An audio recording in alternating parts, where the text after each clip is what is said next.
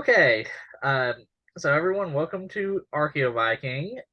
Today I have yet another special archaeology guest, Mandy, uh, and she's here to talk about her work with the Conservancy in the basically the mountain region, Well, we're actually kind of statewide. I believe statewide. we're in 47 states. Okay. So we have five different regions, and I'm the Southwestern region. Okay. All right. Well, why don't you introduce yourself and such? Hi, guys. My name is Mandy. I have a degree from UNM. I graduated with a bachelor's in archaeology and a minor in history. And now I work for the Archaeological Conservancy. We're kind of based out of Albuquerque. And we, like I said, mentioned before, we're in 47 states. And so I'm in charge of, oh God, I fumbled this in one of my videos and then I felt so bad. Montana, Wyoming, South Dakota, Kansas, Nebraska, Oklahoma, Texas, New Mexico, portions of Utah, Colorado, and Arizona. I'm surprised not the southernmost part of California too, because usually that part is considered the Southwest also. It is, but that's actually with Nevada in another region. Oh, really? Okay. Yeah. California and Nevada are in its own region. And I think that region also has like the other half of Utah. We have it split really weird. Like, you know how archaeology has general, like the Midwest, and then we have the Intermountain, and then we have the Southwest, and then there's the The Far West, southeast and the the southeast. Southeast, and then, yeah. Yeah. So it's a weird conglomerate, but Utah, for the Conservancy's purposes, the location of certain sites have kind of deemed this weird boundary line right down the middle of the state. Well, that's interesting. Right. Yeah. Well, maybe Another one I thought was strange was like we have South Dakota. I feel like the Midwest group should have South Montana and South Dakota. Dakota, but Yeah, maybe, you know. But yeah. So what kind of work does the Conservancy do, and what's like the name of the company and such? so the total name is the Archaeological Conservancy, and we are a nonprofit organization. Our primary focus is acquisition of archaeological sites in need of protection. Most of the time they go off of members, so it is member based. Mhm. You know, membership gets you an annual publishing of their magazine, which they also publish the American Archaeology magazine. I think it's for a year.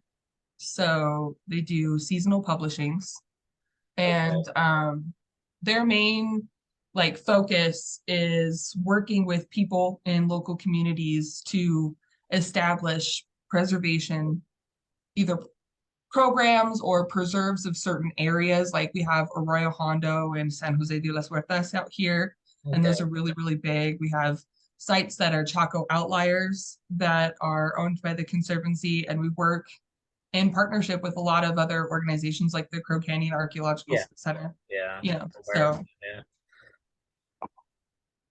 so it. stuff like that. I was trying to pull up their uh whatchamacallit, some of their preservation work that they've done specifically because they do it kind of all over the states, but they work on fencing projects, which I know we have quite a few fencing projects where we're fixing and establishing like wildlife fencing and Yeah. boundaries or property lines and stuff Yeah. like that. And then here, management plans. And we also work with a lot of individual and state afforded site stewardship programs. Okay. Yeah. Well, that's cool. Yeah. Yeah. And I'd like to do more, I'd like to start bringing more focus on outreach. Yeah, I think, well, the previous video that we did is not up, but like especially when concerned to the increase in looting and such and the misunderstanding. I think I discussed this with somebody a few, like I think about a month ago, about there seems to be a stark misunderstanding between archaeologists and the public about what archaeology actually is. Yeah, we're still heavily viewed as that Indiana Jones type Yeah, and glorified and yeah, it's just early grave robbing.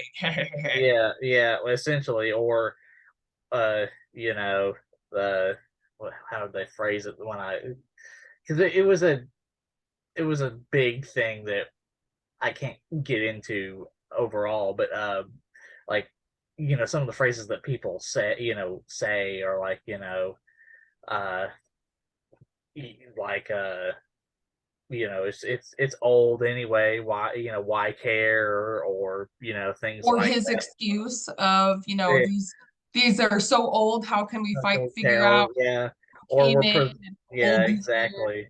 exactly.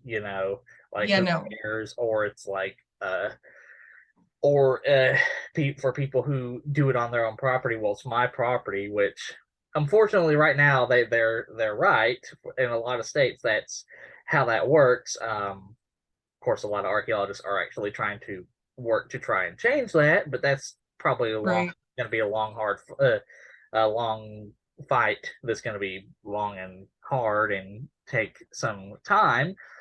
Because unfortunately, as we also know, that there's still a lot of museums that, despite being told repeatedly to repatriate the damn artifacts, They hold on to things. yep, Yeah, yep, and that's one of the things that the Conservancy does offer are educational opportunities. So what you can do with the Conservancy is at any point in time, you can go on to the website, Google, whatever, get their phone number, yeah, and you can call and ask for a tour of a specific site that they have. yeah, They have over 550 sites, and on any of their major preserves, you can call and request tours. You can yeah, request guided tours where we will give you, you know, as much detailed history as we have, according yeah. to what we've collected from the archaeological record, That's good. um, and over the history that we've owned the property, which often comes from a lot of communication with local communities and Yeah, neighbors of the yeah, property. And a lot of times when we have properties that were handed over to us, donated, or even, ones that we've purchased, it is oftentimes the neighbors who become the site stewards yeah, because they live there, they have access to the property, and they can easily monitor what is going on. So, like, for example, we just went to a site that's a potential, and we were being shown, and we were working with the Mesa Prieta Petroglyph Project, and they're another local organization out here that is geared towards the specific saving of a group of petroglyphs on this Mesa Prieta.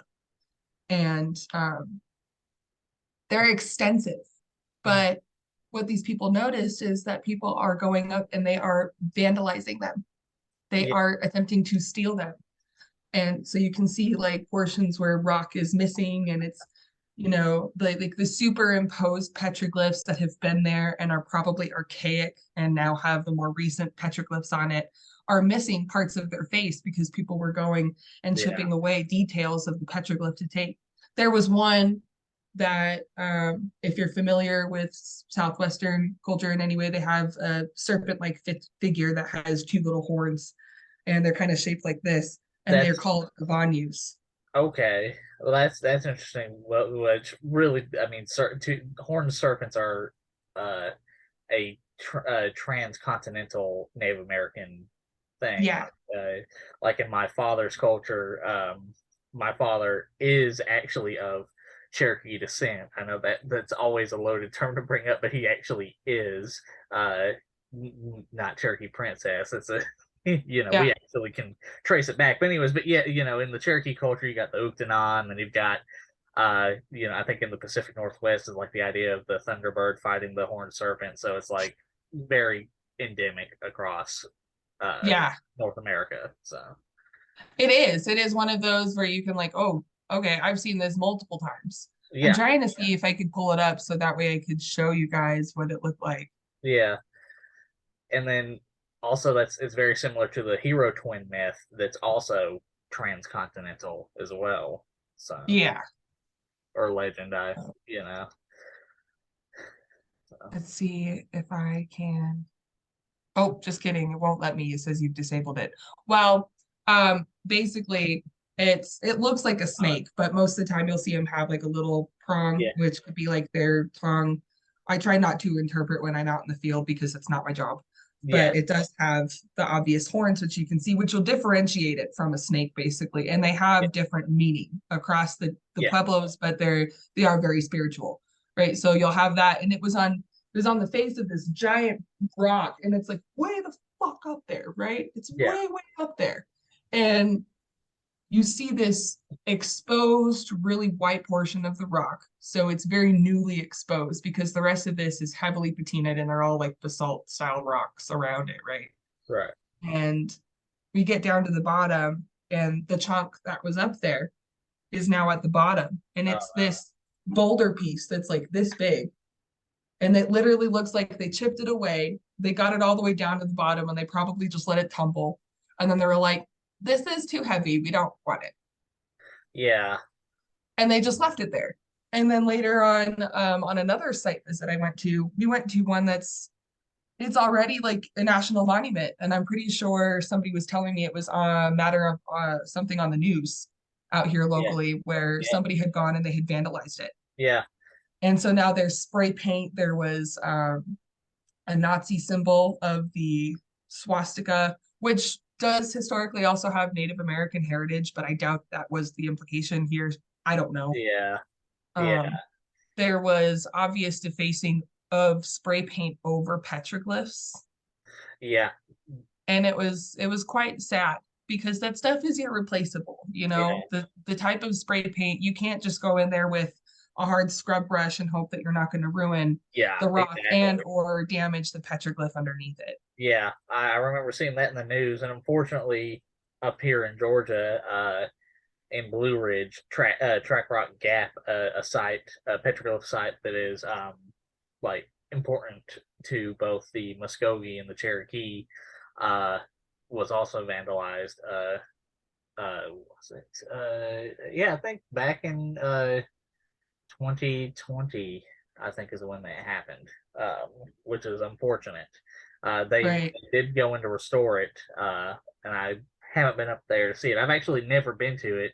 Ironically, I tried to go up there to see it the 2 days after I'd seen on the news that it had been vandalized, and for whatever reason I forgot. And I get there and there's tape, blocking it off, and I'm like, oh yeah, that's right. So, Yeah. but it's yeah, so it's so not only are these things not replaceable, it's preventing people who could see them, Right. and learn about them from going and learning about them. So Yeah, because you're not only defacing them, but you're taking away like the integrity of what documentation, what history was already collected. yeah, And now we can't continue to get information from there. People can't continue to go and research them and interpret them and try to use them towards their own peer-reviewed research. yeah, Like exactly. that's the sad part. And it's not even that, it's the children that enjoy doing stuff like this with their parents. They're going to go out there and they're going to see stuff like this, and Yeah, what are they experiencing is the vandalism of somebody else, yeah. basically. On top of the fact that it's literally essentially spitting in the face of the various tribes that are connected to it, and I mean, there's no more bigger disrespect than I'd rather destroy, your like, heritage. Yeah, yeah, like your whole world. yeah, Here, at least in that area, the specific tribes view, and I can say this for where I'm working, with the people that I've spoken with, they view literally every single thing as having spirit and yeah, being of nature, of yeah. spiritual qualities. And so to deface and to ruin them, like we saw rock petroglyphs with bullet holes in them, it was That's yeah, it's kind of honestly heartbreaking. And so one of the properties that we want to look at is with the potential of protecting it from yeah, future petroglyphs being blown off by a shotgun. yeah. Because actually, the National Park Service website actually includes defacing of petroglyphs as a form of looting, which I think It is, is. yeah, which is Because you're exactly right. stealing, it's Yeah. not a physical form of theft. It is, I don't want Well, to say metaphorical, but you are stealing from that yeah, culture and you are stealing from future generations. You yeah, are literally defacing the culture of somebody else. exactly. And in And some you cases, it can't literally replace it. is stealing. In some Yeah. cases, like you mentioned, it literally is stealing. They're chipping off pieces of it to take home. It's So, yeah, it's literal theft and looting. yeah, So being in this position now, I'd like to focus on outreach with students and offer some of the preserves that we have because some of them are ripe for research opportunities. Hmm. So we'd like to start working closer with, I had the idea to talk to universities, Yeah. getting with university departments within at least my region, Yeah. meeting with local archaeological organizations wherever we have major sites so that way we can stay in touch with the local community. Maybe those are going to be the people that find more archaeological sites that need preservation and protection. Yeah. And if people don't want to give them to us, we can at least work with other institutions that do similar work. Yeah. We can Exactly. partner, we can get funding and we can afford the research at some point if it's viable for everybody involved. And that means including the property owner if they're the ones that want the research and we're just helping them. Yeah. Because those could be members that just want the research done on their land. They know that there's history there, but they've never been able to afford an archaeologist or they've Yeah. never been interested. And now they have the Conservancy's backing and they can afford to have legitimate funding and research go into it, like an actual field school get set up, Yeah. you Yeah, know? exactly. And that's and because field schools are very important to impart knowledge onto archaeological students and really people in general. Because like we talked about in the last video, like I have a very good friend who, you know, he's doesn't go he's never doesn't have an archaeology degree, but he loves archaeology and he goes to field schools just Right. to enjoy the archaeology. And he, of course, he doesn't take anything home with him. He, has that utmost respect, but he just loves going to field schools, and that's how I actually met him. So, uh, Yeah, well, that's honestly one of the best ways because you don't yeah, have to be, this yeah, is a very little known fact, but you don't have to be a college student to join a field school. You can no, you literally don't. apply to the college just for the field school and Or just you, say, yeah, or you can contact the person running the field school. exactly. Like you can avoid the college altogether and just, Yeah, pay for the classes. Now, I did not do a traditional field school, no, which is neither a did I. program I would like to create because I think the way that I actually approached my field work and I got my field experience, I have learned is not a very common method. And another complaint I've got is field schools are really great and they're really good at meeting people and connecting you and teaching you a general broad overview of how Yeah, archaeology works, but they are not CRM specific. So if you plan on no, getting a job in cultural resource management or conservation archaeology, you're going into it with a specialized field school that focused in, let's say, evolutionary anthropology yeah, or biological anthropology. I yeah, guess same thing. But I went to school here at UNM and I was unable. I technically got into Kubifora. uh, I got into Kubifora. I was so excited to go to Kenya. And I did not get the financial aid that went with it. And I was broke as a joke. Like yeah, that there was no change in that anytime soon. yeah, So I ended up not being able to go. And by the time I said no to David Brown, who was the director of the program at the time, uh, it was also too late to apply to the field schools connected to my university. yeah, So ooh, I was stuck in this position of I have this much time to graduate, I have this many credits to achieve, and I still have this one that literally this class is only offered during the summer. And yeah, that's going to put me at having to wait another year and a half just to graduate. I don't have time for a year and a half to wait to graduate. I'm not making money.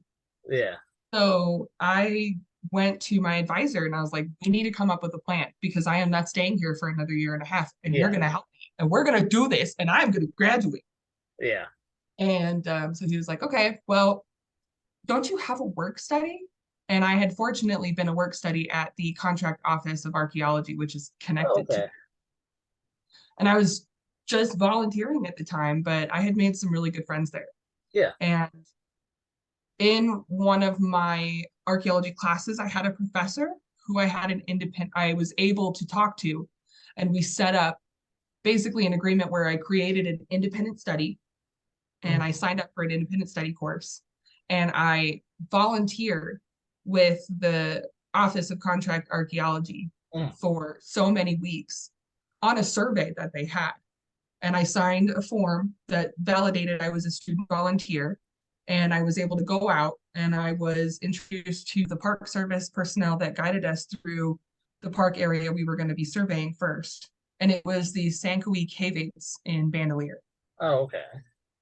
And it was fantastic. So my field school was me volunteering for an archaeology firm and going on an actual survey. And I was exposed to soil surface data collection, site recording, and we didn't do any test pits. So we basically just did some basic panel mapping because we came across a petroglyph panel.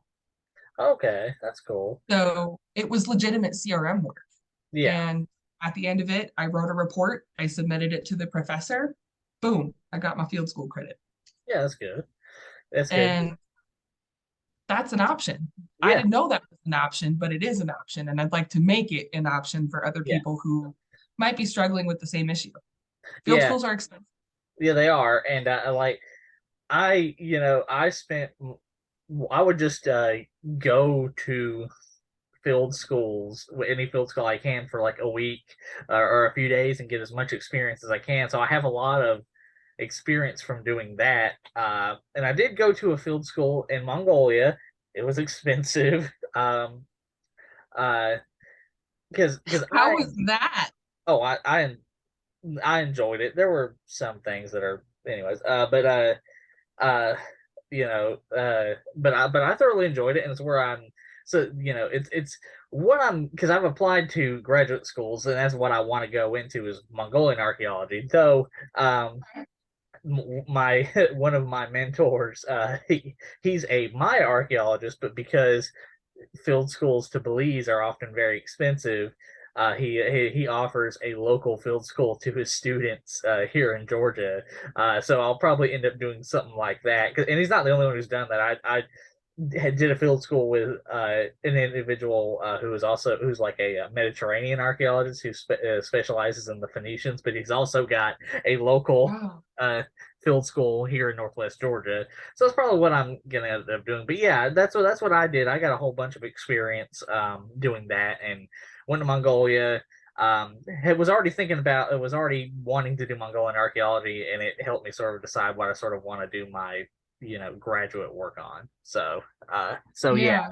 But again, I didn't do a traditional field school. I just went to a whole bunch of places and got experience that way. So I kind of did the same, but in much more of the work sense. I just kind of traveled from region to region yeah, and just worked from like here to here, doing company to company CRM field work. I yeah. did the whole live out of my car, travel around the regions Oh, for a good like 3 to 4 years still. yeah. See, but I was already I was already married, so I couldn't do that. So Yeah, no, I just brought the damn animals. I said, screw it, get in the car. yeah, Go to a yeah, hotel. yeah. No, I was My dog is a service animal, so okay. That makes sense. Yeah. yeah. My cat is not. She was just a very good traveler.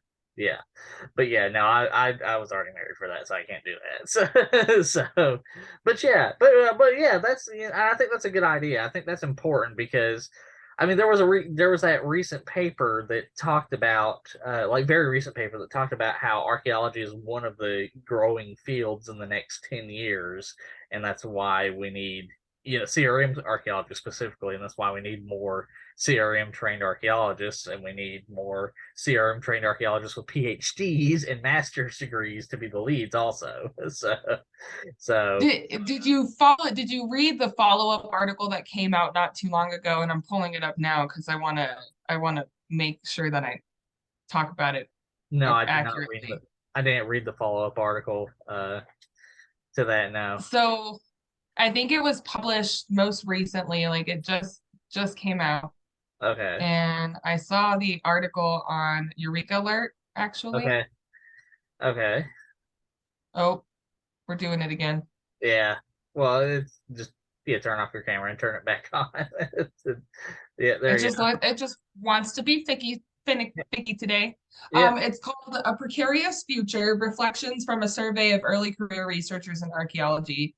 And Yeah. it's basically a survey of like, I want to say almost 400, 420, 430 different early career researchers and archaeologists that Yeah. talk about how difficult it is to actually be an archaeologist in today, Yeah.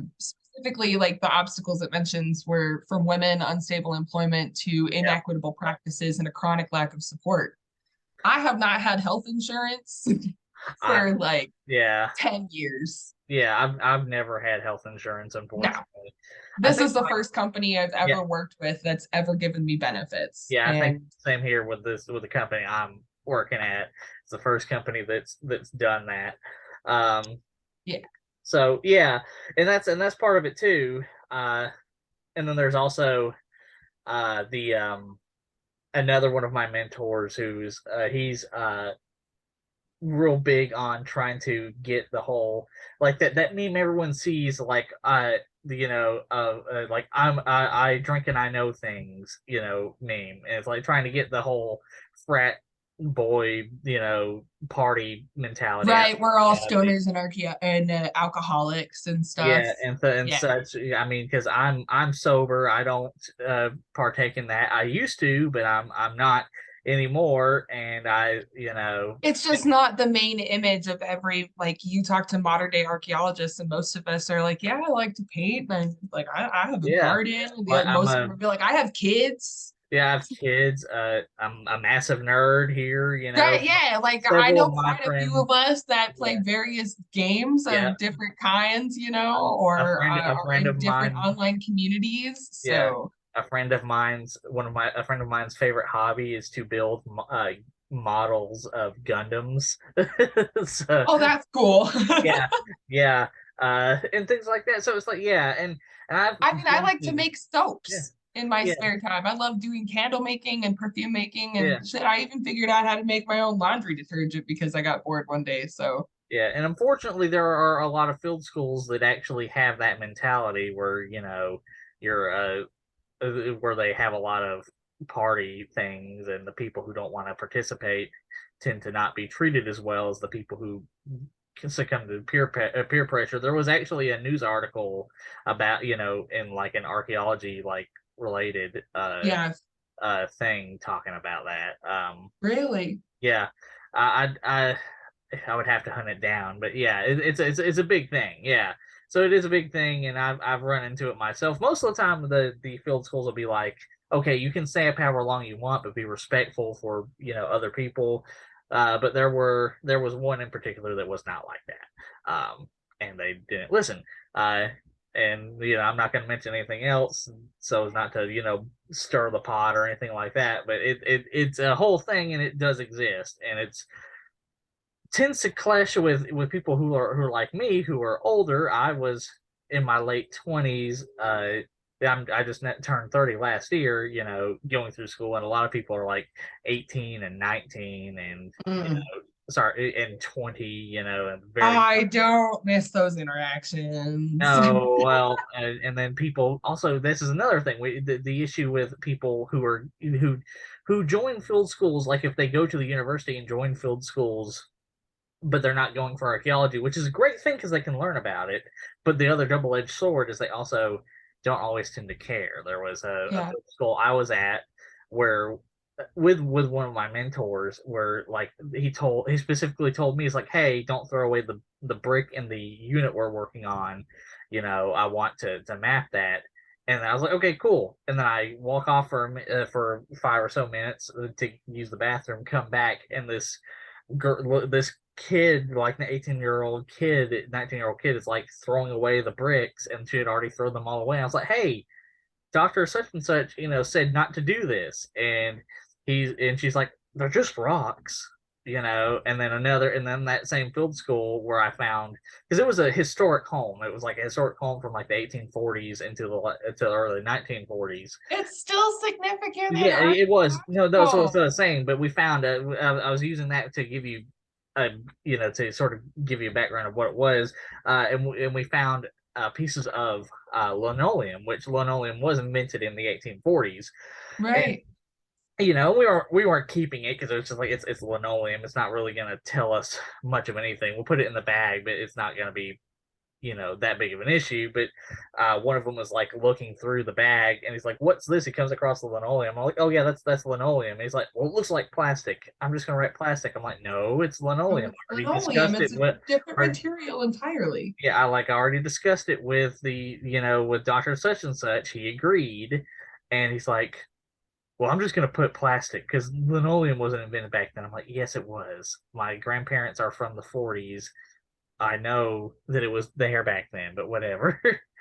So like they don't tend to, you know, care as often, unfortunately, which if they're not actually going for archaeology, uh, which is something that needs to change, and that's why adding more field schools, I think, is an important thing.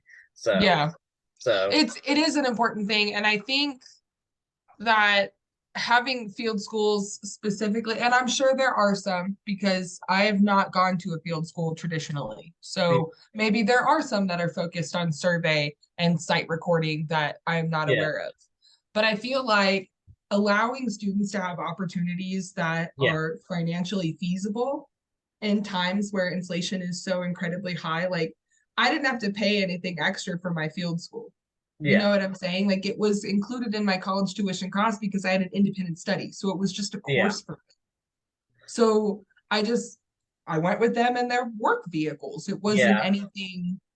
And really, I feel like more field schools need to be like that. I think field schools need to more field schools need to be included with the tuition rather than, not, Absolutely. uh, because again, people may not always have the ability to do so, to pay Yeah. for it. And So, I did. I was faced with a situation where I was gonna like I had already taken a break from school. I couldn't afford another one. yeah, Couldn't afford for it to be drug out for another year and a half, potentially 2 years, because I knew myself and I was gonna get fed up and be like, yeah, screw this, I'm going home.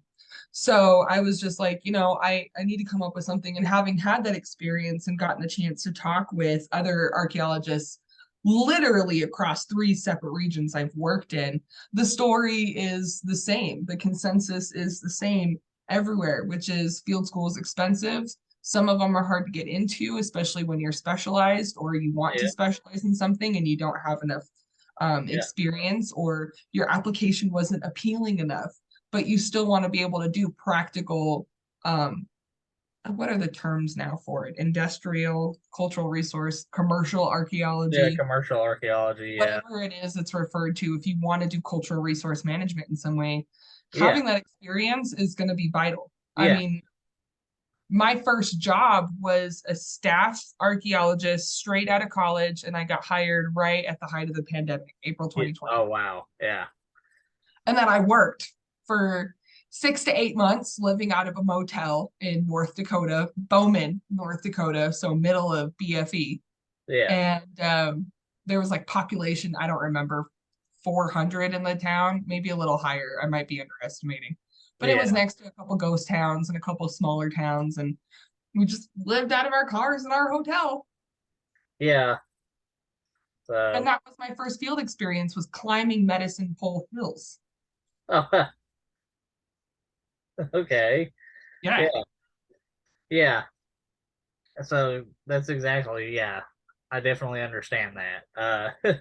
My first job out of college, after I graduated, was actually at a historic site, the Van House Historic Site up in Chatsworth, Georgia, just about 30 Wow. minutes from me. So yeah, so that was my first thing. Of course, every time somebody found out that I and also the interpretive ranger were archaeologists, we would get questions like, Yeah. "Well, why don't you dig over here?" And we talked about that in the last live. Where I was like, "Well, it requires all of this, funding, et cetera, et cetera. And if it's related to the tribes, that's a whole nother." Right. Like we've got to have one substantial reasoning to Yeah, to to want to warrant digging yeah, somewhere first. yeah. Like even as an academic archaeologist, you have to have a research question to do it. Yeah. Which is Yeah. what I want to eventually go into is academic archaeology because I want to be a Mongolian archaeologist and also specialize in lithics. Is what I want to specialize in, which I've actually gained practical experience in doing that. And I recently submitted a paper, literally recently, like in the past few days, submitted a paper for publication based off of research on lithics and such. Uh, so yeah, and that's another thing, while I'm going into Mongolian archaeology, a lot of people are like, well, I want to be, a Roman archaeologist or this and that. It's like, okay, well, you also need some sort of, you know, useful skill because you Right. don't know that you're going to be able to get into that academic field right away. Right. Like And that was one reason I archaeology. never specialized in Yeah, anything. One, I was never confident enough to yeah, specialize in something and say, I am such and such level of expertise yeah, in this subject matter, and therefore I have an authority on this. And yeah, especially since it's usually like I've lived in the Southwest primarily my whole life, yeah, I don't have an authority on Native American culture. I'm not a Native American. yeah, So I never kind of wanted to focus in anything because being an authority of anything honestly terrifies me. yeah, But at the same time, I always felt like I've kind of grown up. And since I got out of the military, I've had this jack of all trades, master of none mentality. yeah, And I've applied that to archaeology. And that's kind of allowed me to float through CRM for the last like 4 to 5 years yeah, and be so versatile. I've done monitoring, I've done excavation of both paleo and prehistoric sites. yeah. And there's like, historic excavation I did in Goldfield, Nevada. That was a really fun excavation. You want to talk about confusing layers. How do you find a saddle from the early, like we'll say 1910, 1920s era, right? So it's like an old saddle in what appears to be like a blacksmithing complex or definitely an industrial small little rock dwelling. And then like right below it, just saddle right here, say 1986 Michael Jackson World Tour Pepsi can. I would imagine that has a lot to do with like plow zone and such. And I don't know, it's just the middle of nowhere, Nevada. There's no farming out there. It's Goldfield. That's Tonopah. That's Yeah, Area 51 territory. yeah. Well, then it might be mining related, but yeah, exactly. Yeah, so Yeah, you're just like, oh, okay, this is really confusing, but I don't know. I think I'd like to give the opportunity for people to establish their own ideas as to whether or not they want to do the same. Do I want to be this general commercial archaeologist or do I want to have a specialization? And well, we have so many sites that pose research yeah, opportunities to allow students to find something to specialize in. If you have a question or if you have this idea, this hypothesis, this theory, whatever you call it, we have opportunities and outlets for people to explore academically the means of what they exactly. want to find out. Yeah, exactly that, and I think that's important.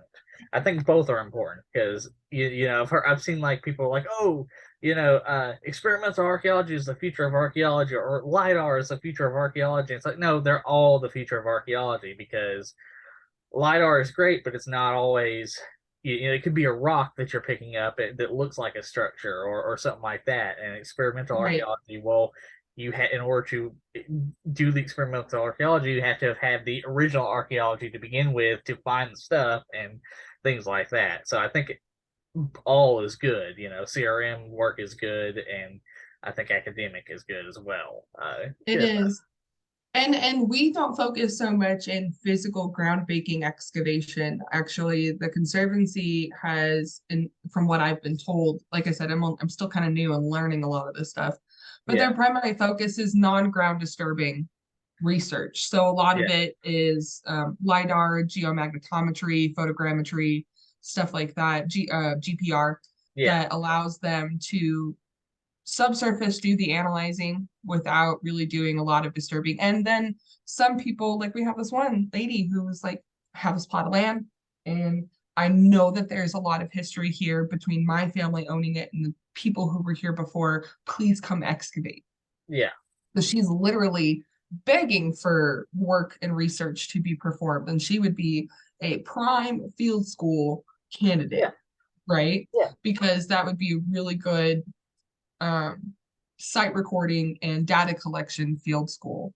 yeah, But then there's others that are not going to require ground disturbing, and we're just going to need that. And so what they will ask, maybe for some people who do want to do some form of ground disturbing, will be like, okay, you can do your excavation, you can do your test units, But keep it to a minimized portion, right? And then when you find things, record it, put it back. Yeah, exactly. Yeah, which definitely is becoming more the norm. I've heard. I've talked with a couple of people from different field schools. Mainly, they like somebody from like ASOM, which works.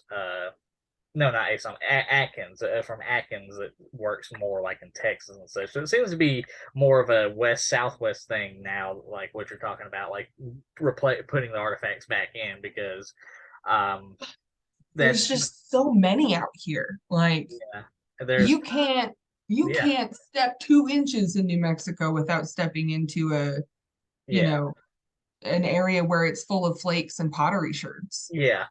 Whereas this out here is not quite the same. I mean, you can definitely find a lot of sites, but it's not, as prominent. But that probably also has a lot to do with the fact that this part was settled by Europeans first, so all the crap was looted and plowed through pretty early on, unfortunately. And we're also experiencing current looting as we've Yep. learned. Yep, as we talked about in the previous video, yes, we it's like, and we keep finding more people doing it, unfortunately. I know. I want to start like a campaign, but I don't want to come off as like that crazy archaeologist that's anti people enjoying themselves. I would just really prefer people handle their hobbies ethically. Yes, it's well, and another thing that I've been talking about for the past couple of years that fortunately I don't have the power to do it until I become an academic archaeologist, is I also think that like the field of history, like history degrees, I feel like, because like there was a story, one archaeologist, by the name of Dr. Honorkamp told me where he had a confrontation with a historian who was like, "Oh, archaeology's useless. We've already learned everything we need to learn." And then he goes into the site that the historian works at, and they find a pre-contact Native American site that nobody was aware of at all. Um, and Oh, so we've already found everything though. yeah, yeah, that was his point. So I think, and a lot of historians are like that. Um, so I think that for one thing, I think archaeological skills should probably also be, we teach earth science and all this other stuff in, K through, in middle school through 12th grade. Archaeological, training, I think should go along with that. But also, like a lot of history degrees, I think should also have some degree of archaeological training along with it as well, and that would sort of, Yeah. I think, bridge the gap one between the public because people in uh, public schools are actually learning about at least the rudimentary archaeological methods, because that's how I got started. I started going to field schools in the 6th grade because my social studies teacher found out I was interested in archaeology, and her husband was actually running a field school in the town. And here we are, 20 years later. So Yeah. there's that, I've become recently a part of a group of women on a social platform that has allowed me to interact with a bunch of other women in this academic and professional world of history and archaeology and world yeah, art and thought. And some of them have talked about programs involving children, yeah, which I'd really like to partner with some of yeah, them on because I think that involving children at a young age and teaching them basic respect, which then turn into the ethics of archaeology later on, exactly, is exactly, really, really pivotal. And also their adaptability at taking in information at such a young age, it's only going to help us yeah, in the long term of explaining not only is this important, but here's why. And here are instances across history where it has been significant that these things and these reasons, these ethics, these methods, these techniques of preservation and conservation have been in place for these reasons. exactly, exactly, and I think that's important, and that's a way to bridge the gap. For one thing, yeah, offering like uh a guy I know who's the site archaeologist for Fort Frederica in South Georgia. He has like they have had a program for like 40 years since at least the 70s, so maybe longer than that, 50 years. Yeah. But where they actually bring in all the kids from the local schools to a summer field school, and kids can come in for free and do stuff like that, and actually, Right.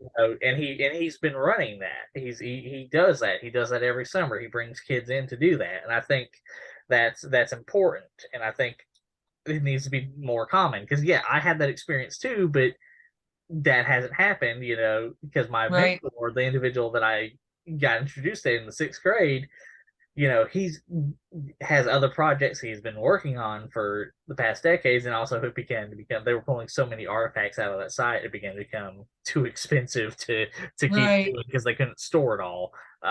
So yeah, so I think more kids being able to learn rudimentary archaeological skills as part of, say, their earth sciences class or something like that would be important, and I think it would help bridge that gap.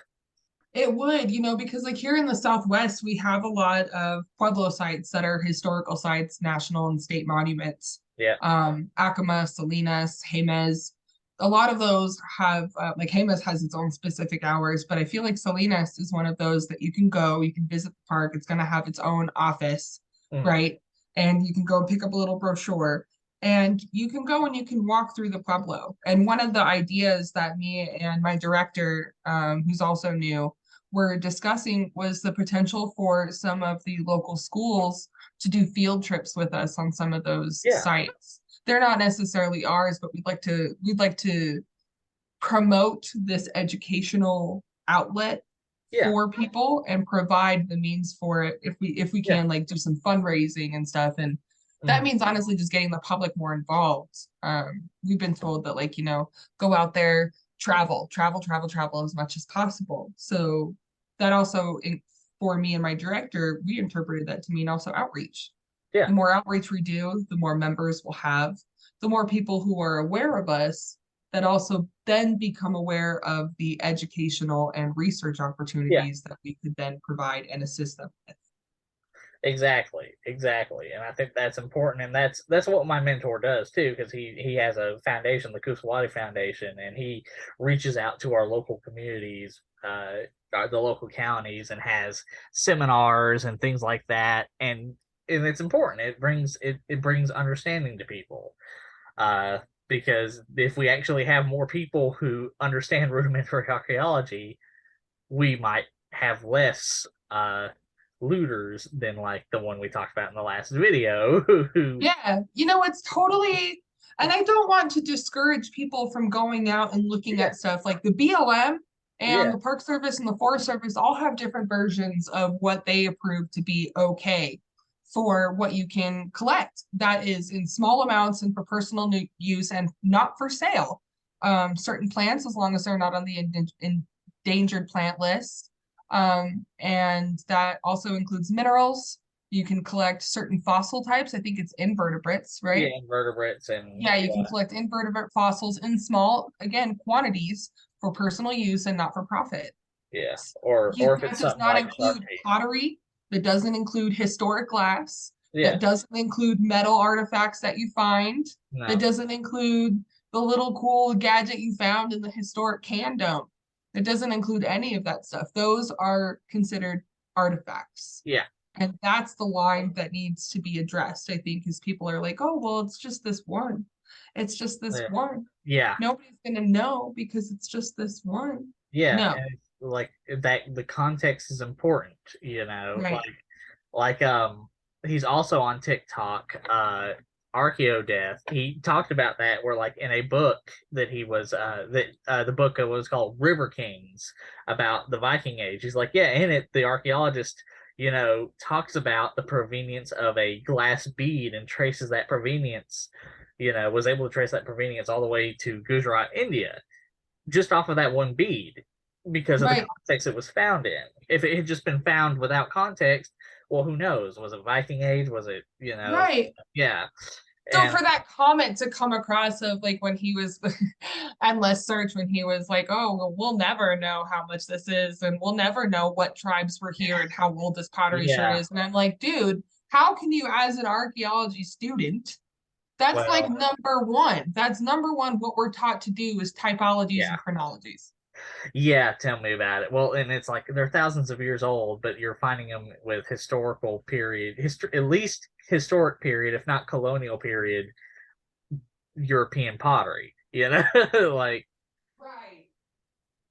Sorry, I had to feed my dog. no, it's okay. He was looking at me like, have you forgotten that I exist and that I require sustenance? Yeah, yeah, but exactly, and it's like and that's another thing. People don't understand.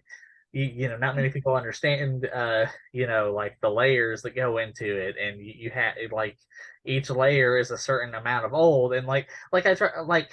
Another thing is, I think people see the tough stratigraphic maps, and it's the perfect stratigraphic math where it's like, okay, well, real stratigraphy is like, okay, well, there's this inclusion coming up here, there's this pit that was dug through several layers here, et cetera, et cetera. And so like I try to when I show people that, I try to show them the more accurate stratigraphic maps where it's like, okay, tell me what is, number these one through et cetera, et cetera, because it's not always what you think it is. No, and I have come across so many sites that I've been excavating where you're just like looking at the stratigraphy and you're like, I've been doing this for years and I'm baffled. Yeah, Do you know what this means? Do you know what this means? Does yeah, anybody know what this means? Because I don't know what it means. exactly, exactly. And I'm the professional here, and I'm supposed to sit there and go, yeah, that's this layer, and that's this layer. And then you're looking at this one thing and you're like, er? Yeah, yeah, exactly, exactly. But it's also stuff like that that helps us find features and things like Yeah, that, you know. Um, yeah. and then also like I made the joke comment in one of the lives where we were discussing this where I was like where I joked about like asking in the search of like, hey, where's your Munsell book? What's a Munsell book? Like Did he really say that? no, I'm making that joke up. Oh, I made that joke up, but I I was like, because stop it. He's not allowed to be an archaeology he student blocked me. anymore. Yeah, because he blocked me before I could do that. Say anything like that.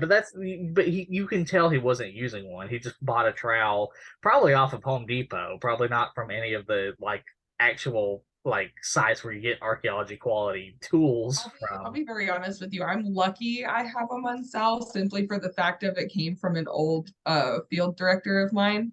Yeah, He had three of them from like 1970, and I bought one for like $50. yeah, I no, I didn't do that. I paid the full price. I So will. I will one day when I make the buku dollars, but I don't right yeah, now. So it's gonna have to exactly, wait. exactly. But yeah, but then that's another tool. Like I try to tell people, I'm like, look, it's not just the artifacts. We need to know the context, like what artifacts were around the one artifact you're looking at. What level was it? Right. What quadrant of the level was it in? What it's like what unit was it in? What was the color and the texture of the soil, which is where the Munsell book comes in, like because you need to Literally know the all of color. that tells us something.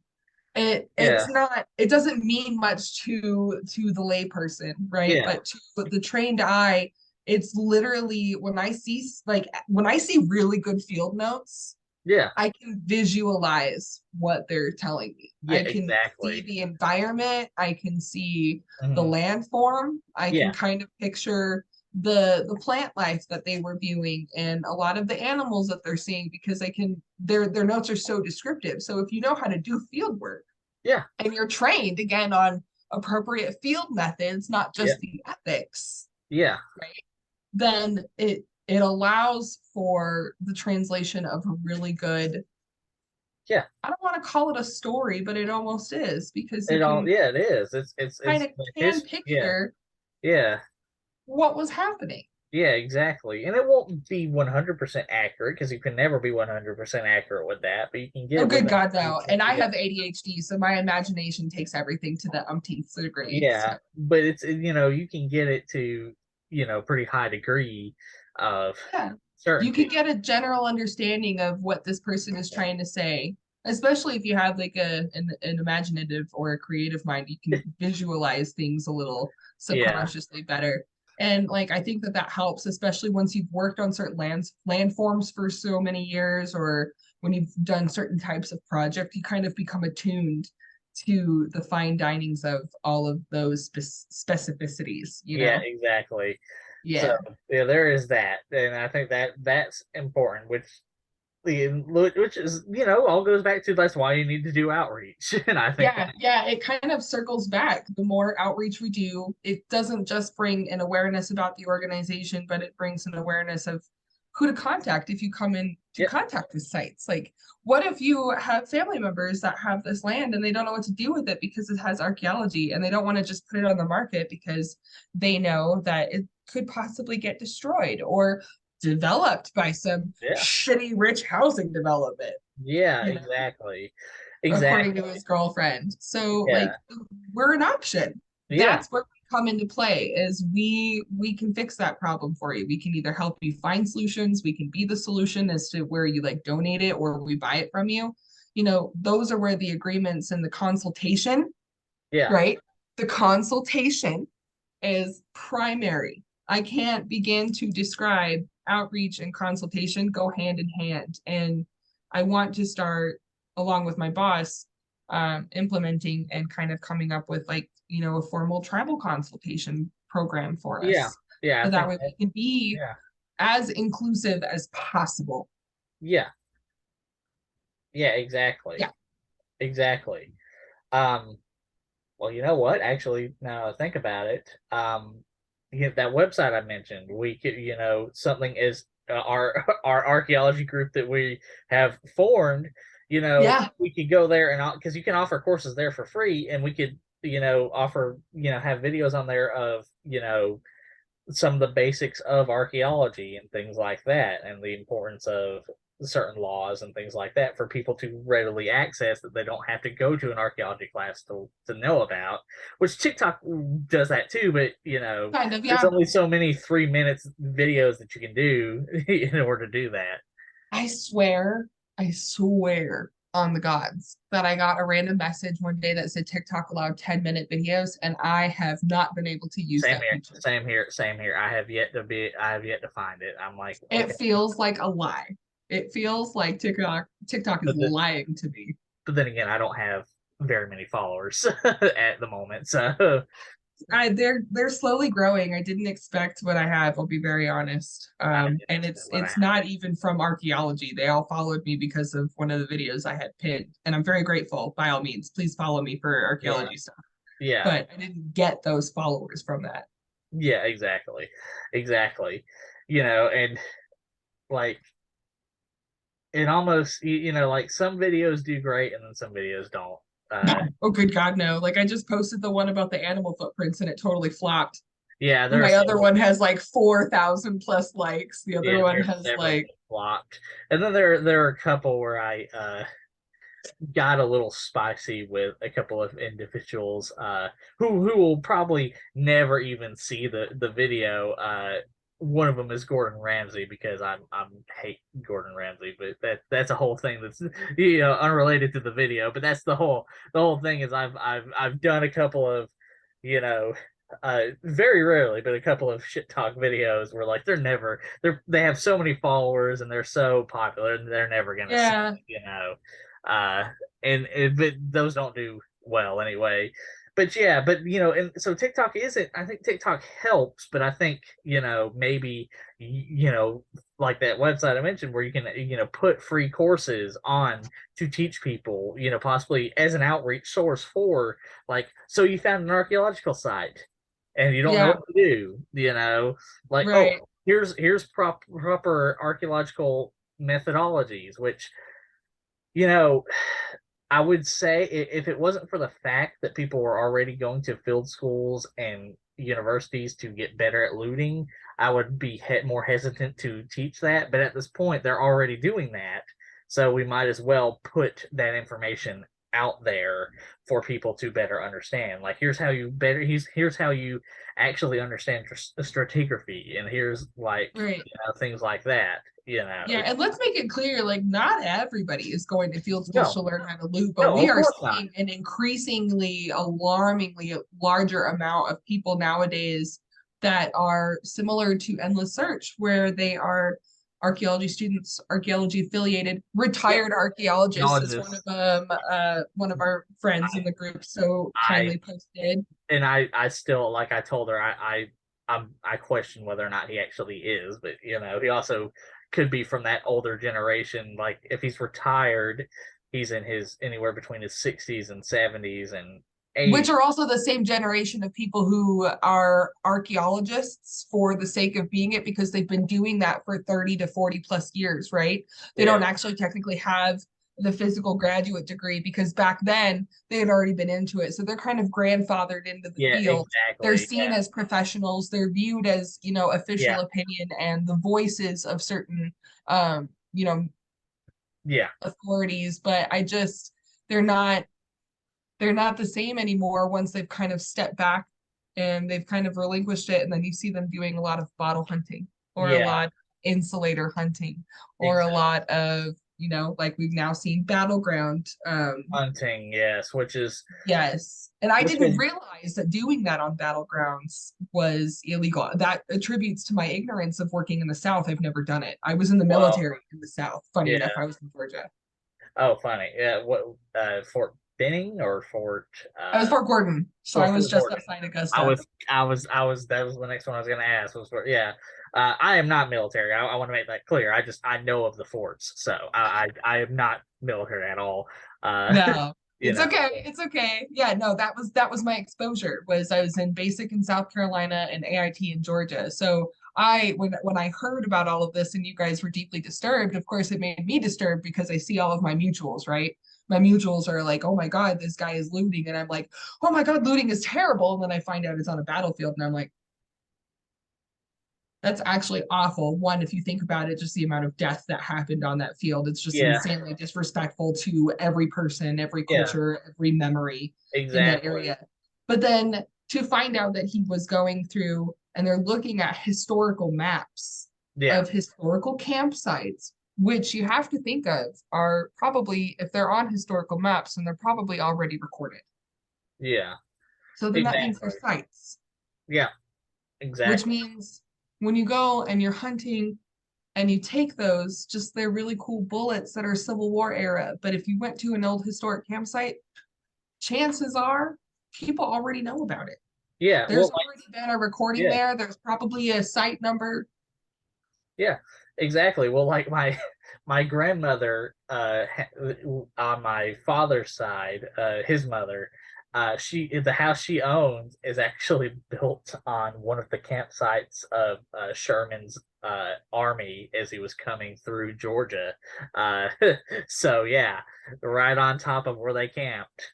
Right. And of course they know about it. And he told me that, like, yeah, they had somebody.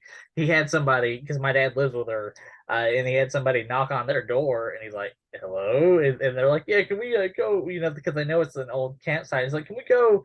You know, Middle detect here, and of course he was like, "No, you can't." And then he told me, he's like, and I told them, was like, and even if I did let you, this house has been built for about uh 60, 70 years, and and one of the previous owners was also a blacksmith, and when he would discard a whole bunch of metal out into the yard, he's like, so you're probably not even gonna find the campsite stuff anyway, you Yeah, know. you're gonna be finding all the metal workings and stuff. And that's the thing is I think that guy had mentioned, somebody mentioned that he had said he had just had permission. You still need to be permitted to do certain To do levels of so, yeah, excavation in exactly. certain states. And that's In another thing Georgia I think that gets misconstrued is UNM, I was fortunate enough while going to college, they actually offered classes in CRM mhm. and the legislation. So I had one whole class that focused on Section 106 and Section 404, which is the Clean Water Act for those who don't know what that is, Yep,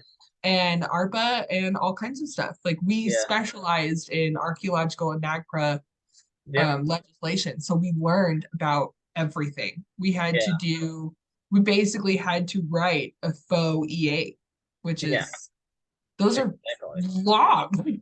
Yeah. Well, and another thing, because for one thing, unfortunately, NAGPRA, while a great and important law that I fully agree with, it's also not strong enough. which is an issue that we've run into with individuals like in the search. But at the same time, while it is not strong enough, people seem to look at that and think, "Oh, I can do whatever I want on private property." When it's like, well, most tribal nations have considerable legal resources at their disposal that may not necessarily always work against the U.S. government, but to Joe Bob, who's metal detecting in somebody's yard, if they really want to come for the artifacts that you've taken, they will come for it. They may not always want to, but they can still come for it, and you're not going to be able to do anything to stop it, especially considering the federal government will probably end up signing with them anyway. Right. And as we've learned, in our discussions in the group Yeah, and just my talking with other professionals, like what we're learning across the board is repositories and institutions like the Smithsonian, museums and yeah, universities that have their own collections are overfilled. These yeah, repositories of artifacts are full.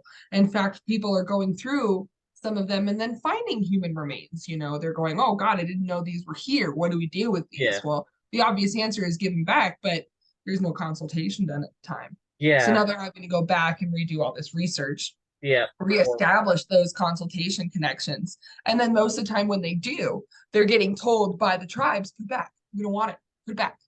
yeah, It doesn't belong in a museum. It doesn't belong in somebody's house. It doesn't belong in somebody's private collection. It belongs in the ground. A lot of the artifacts that we have here with the tribes I've worked with and how it's been explained to me by a lot of tribal members that are, our representatives, is that these materials are made from the earth. These yeah, pottery pieces they're literally earth tempered. They're made with yeah. gravel bits, micaceous materials, um, and then even the paints. They're uh Like red they're plant oak they're or plant pigmentations basically, yeah, So when they think about what happens and why when we're out hiking and surveying, what happens with stuff is they would just leave it. yeah, They have no use for it, so they leave it. It's yeah, a rock that was once a rock that has now been imbued with spirit, had spirit before it was imbued with man-made, additions.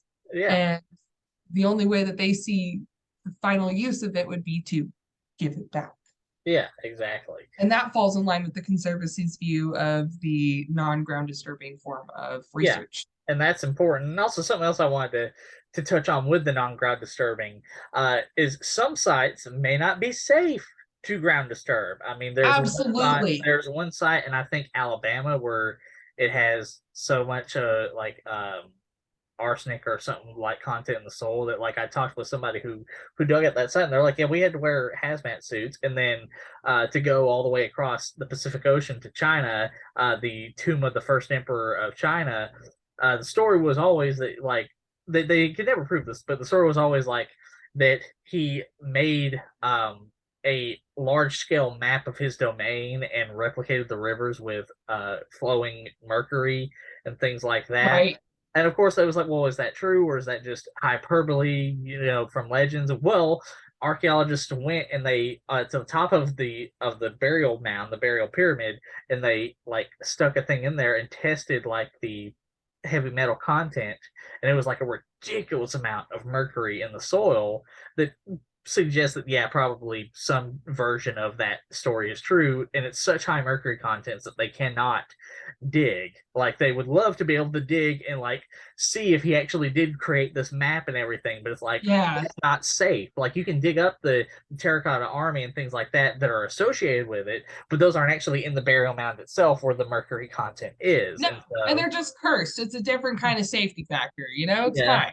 So in that so it's things like that, and of course like say around the area of New Mexico where they tested nuclear bombs is not always the safest place. Nevada, we have Yeah, the Area 51 out there, which I think, yeah, It's still being worked on. Now people, conspiracy theorists I've heard recently think that it's moving. People think that they're Oh, moving Area 51 to somewhere in like Texas or something. no, I do have Yeah. a funny Area 51 story from a friend of mine's dad who was in the Air Force, and it's not an alien thing.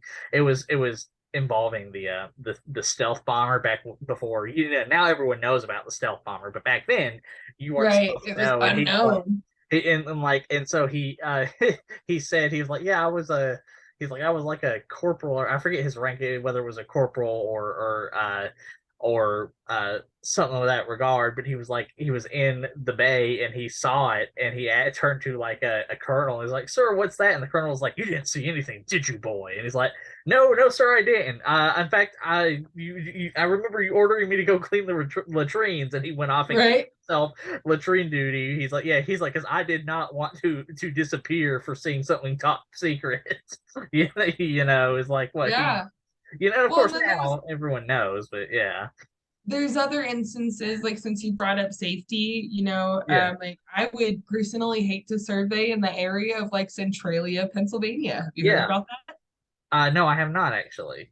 Centralia, Pennsylvania is like now a ghost town, and I think in like was it in 2020, there's only like 5 people living in the town now or whatever because the whole town underground is on fire. Oh yeah, that, yeah. No, I Yeah. remember that, yeah. Yeah, exactly. And so there are certain things that like you just can't, you know, can't penetrate it for safety. Right. And Now so let's also talk about that because that video his girlfriend talked about yeah, was him sneaking onto construction sites. And yes, exactly. another portion of ethicality is how safe some of these are. Some Yeah, of these sites are extremely hard to get to. Some yeah, of these sites, especially when you're out hiking, you are not with an extended tour guide when you're out doing your own stuff. So if you don't yeah, know how to be safe, if you don't know how yeah, to be cautious at certain sites and be careful to be respectful of the sites themselves, which is also exuding a certain amount of situational awareness and site safety, not yeah, just for the artifacts, but for yourself as a person. yeah, These sites are not stable a lot of the time. yeah. Buildings and rocks and buildings made out of rocks are going to fall Well, if you like, yeah, dig. yeah, like that cliff dwelling where it's like inside the cliff where you actually have to go down the little steep path to get to it. Now, of course, I've never been there, but I've seen video of it, and it's just like, Yeah, yeah, I would never want to have to go down that. That would no, I eat too many potatoes to fit in a small hole like that. Nope. no. Well, and it's like, yeah, exactly. So it's just one of those things. So yeah, safety is always an important issue. Um, Yeah.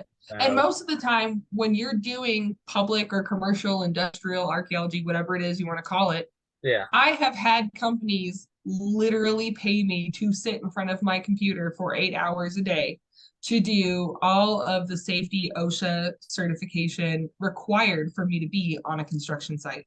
In yeah, some states, you can't even go onto the construction site without having certain levels of safety training. yeah, And I've done OSHA training. I've done MSHA training, which is mining safety and health hazards. That's in Nevada because we have a lot of mines. And I had yeah, to be MSHA certified to go on to certain sites.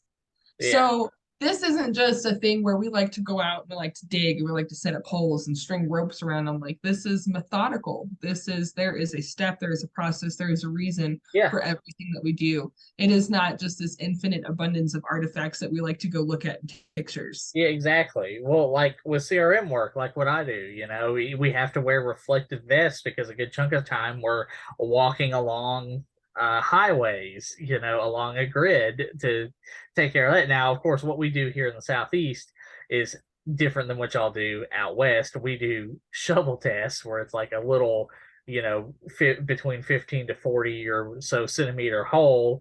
Yep. And then move on to the next one, and then, Yeah. well, maybe that's phase one, and then maybe, if we find something significant, then it'll be phase two and phase three, um Yeah. which is, and we have somebody who I work with who worked out west in California and such, and yeah, she's like, yeah, we don't do that out there. so so It is project determinant. It is project specific. Like there is not all projects for archaeology are going to call for excavation even. yeah, Some of them literally just call for surface soil recording. yeah, And the Conservancy is so focused on preservation that a lot of the times like we've saved properties from housing developments, yeah, as she complained about in her video. yeah, And that literally means that like now that we own them, those properties are just sitting in the middle of those housing developments yeah, with fences around them. And you can view them as overgrown, or you can view them as a revegetation method. yeah. I think that's important too. Yeah. So Right, because that is another focus of what they actually do. One of the things that they're actually really prominent on is revegetation and the reestablishing of the natural environment. And yeah, I kind of appreciated that learning about that aspect of the conservancy is like just leave it alone. yeah, yeah, View exactly. it, look at it, appreciate it, understand it, learn about it, but just Yeah. leave it alone. Yeah, and then another thing that is always important, and it's something that I mentioned in the last video we did, but it's also something that uh, archaeologists out west, like John Torres, who is a Navajo archaeologist who was on TikTok for a while, called by the name Navajo Rocks. Like he'll tell Yeah, you, people. So and this is unfortunately due to social media. People seem to think like, oh, we find artifacts and the tribe finds out and they don't want anything done with it. And while that's true, like you mentioned, a lot of times tribes do, if they do want to learn about their history. I mean, they they do want do. that stuff. Like again, my mentor is working with the Muskogee Nation to build and improve upon the um the Etowah Mounds historic site and make it a big repository like say the Smithsonian. Of course, part of that is trying to get these museums to actually return the damn artifacts to repatriate them to the Etowah Mounds, because that's where the Muskogee Nation seems to want them. But I'm not going to say that with 100% because they also want a lot of them back, and they may want the ones in display back, and then the other ones stored there, or what have you. I'm not going to talk on that because that's not what I'm doing, because that's what my mentor's doing. But the whole point is they are working with him and they're working hand in hand. They're very pleased with what he's doing, and he's working with to make sure that when the thing is finally finished in 10-15 years, because it's a long project, there are at least 2 or 3 members who are part of the Muskogee Nation who are permanent members of the board for the museum, so that they always have a say, an equal say in the things like that. And so tribes will work with you. So for people like Endless Search and for other people like, oh, we're not going to contact the tribes. Why Right. would we? And it's like, well, He had they might. even tribal members commenting on his Yeah, video saying, like there are methods, there are things. And one of my videos, one of my comments was, the first and foremost thing that should have been done was you contact the TIPO. yeah, That's the Tribal Historic Preservation Officer. yeah, It's not even usually a matter of them wanting to learn from us. It's a reciprocal relationship of yeah, wanting to teach each other as yeah. much as we can all of the information we have about the site, so that way there's a formal understanding for a management plan. Yeah, and then you can also approach them with research questions. You can be like, "Hey, I want to learn more about this. I want to, I have a research question about, like, say, this battlefield from, say, the Beaver Wars, from the 1680s. Like, I think Right. this might be here. Maybe we could, determine this and map it out and educate people on this history through the archaeology." And that's happened before. Again, Navajo Rocks, John Torres brought that up. Yeah. And so again, they're often very willing to work with it. Like I remember seeing a documentary where this tribe, the elders of this tribe, and I forget the tribe, the tribal nation, but they noticed that a large amount of their members were like beginning to have this high frequencies of this genetic disease. And so they actually contacted archaeologists to excavate several of their graves of their ancestors and things like that, because they wanted to know, if this was a new development or if it had been something that had been common in the past as well. Hmm. Uh, Hmm. so again, they will contact you. You can work with them. Yes, you still have to follow their rules, but it's their artifacts, it's their history, so of course you would have to follow their rules.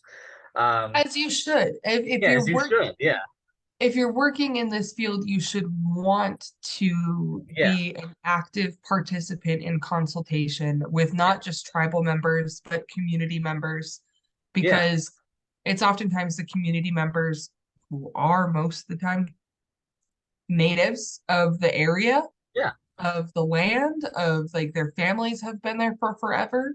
It's important to listen to them. They have knowledge about the area that we, without any of their contextual information, might not be able to enhance or add to our theories as we're doing the ground disturbing research. Exactly. We heavily rely on oral histories and community stories and Yes. community Which, history mhm.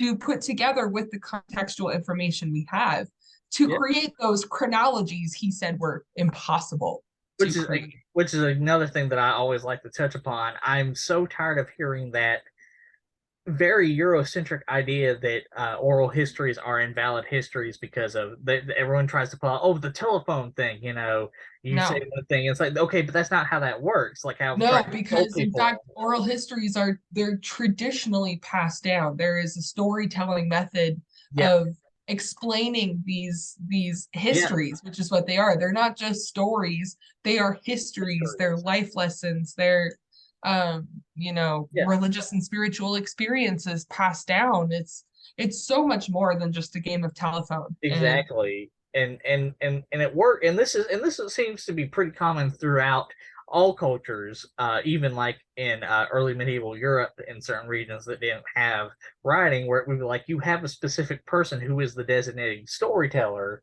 and then they choose their successor, and they make sure that successor tells the story exactly how it needs to be told. If yeah, they don't get it right, they're not the successor. And again, and I've heard people like uh uh Laura Martinez, Diamond Dog 74, the indigenous historian on TikTok, she's talked about that, but it's like it's not even just that. Like I said, uh yeah, early medieval Europe with Celtic and Germanic tribes, yeah, Central Asian tribes, African tribes. I mean, the Aboriginal Australians. I mean, there have been so many academic papers that have come out in the past 20 years showing the accuracy of indigenous oral histories, like one in the Southwest, where they were able to determine where a volcano had erupted in the around the time of the Mogollon and Hohokam culture based off of their oral histories, and they were like, "Oh, this is why they migrated south from this mountain to a couple hundred miles south, volcano." And then yep, cultures in the Pacific Northwest had similar stories of a large scale volcanic eruption to the Ainu and other indigenous cultures in Japan. They both sort of, witnessed the same, coming of a comet or something like that.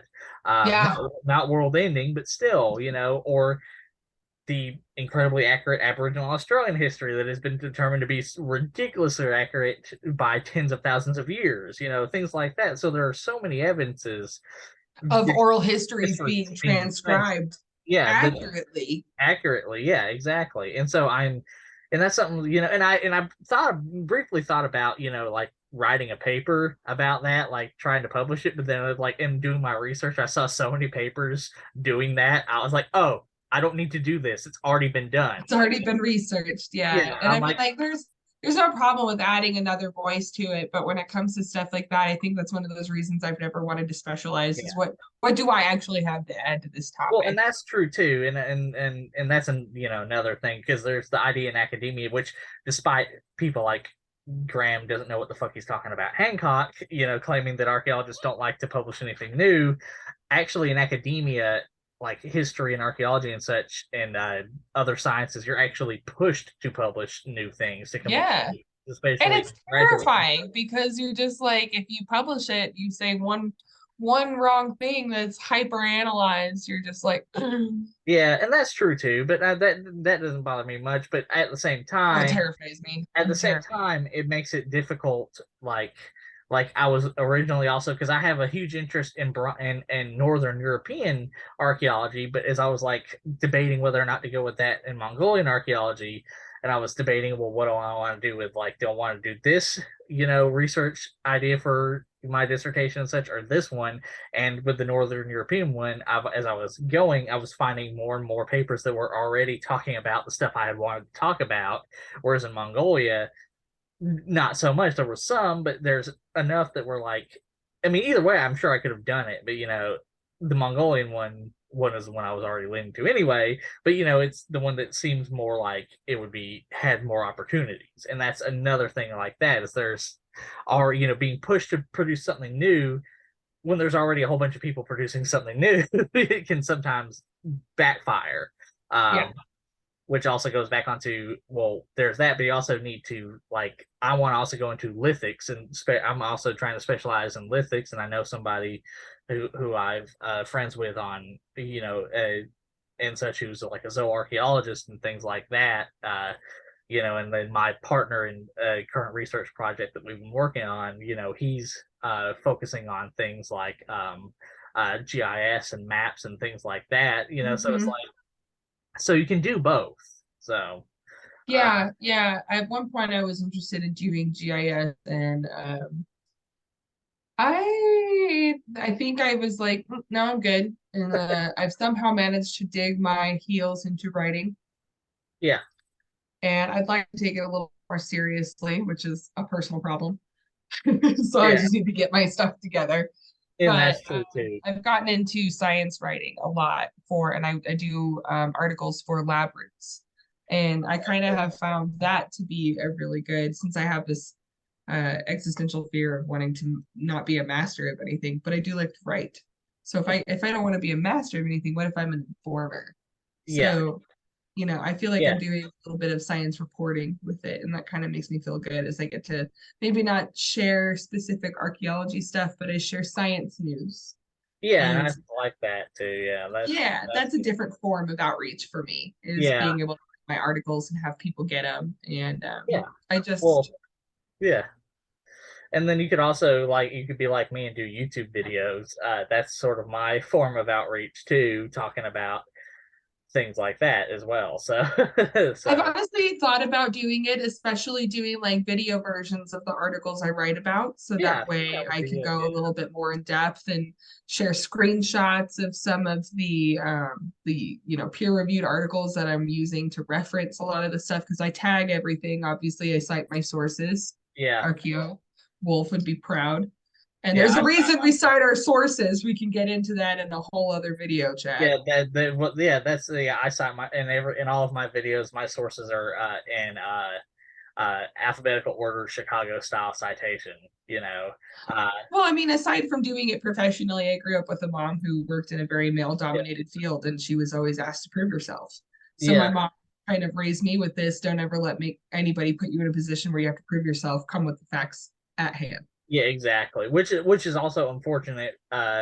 As we saw with our colleague Anna the archaeologist, despite my videos being far more aggressive at endless Oh search. yeah, she was the ginger Ginger bitch bitch. that I She was heard. a ginger bitch, and despite her being very polite and actually coming to him with like offering to help, Yeah, uh, the utmost, like, here, let me, like, as you should be as an archaeologist, we should be in this mindset of, here, let me teach you how to do these yeah, things so that way you can accurately continue to do your hobbies.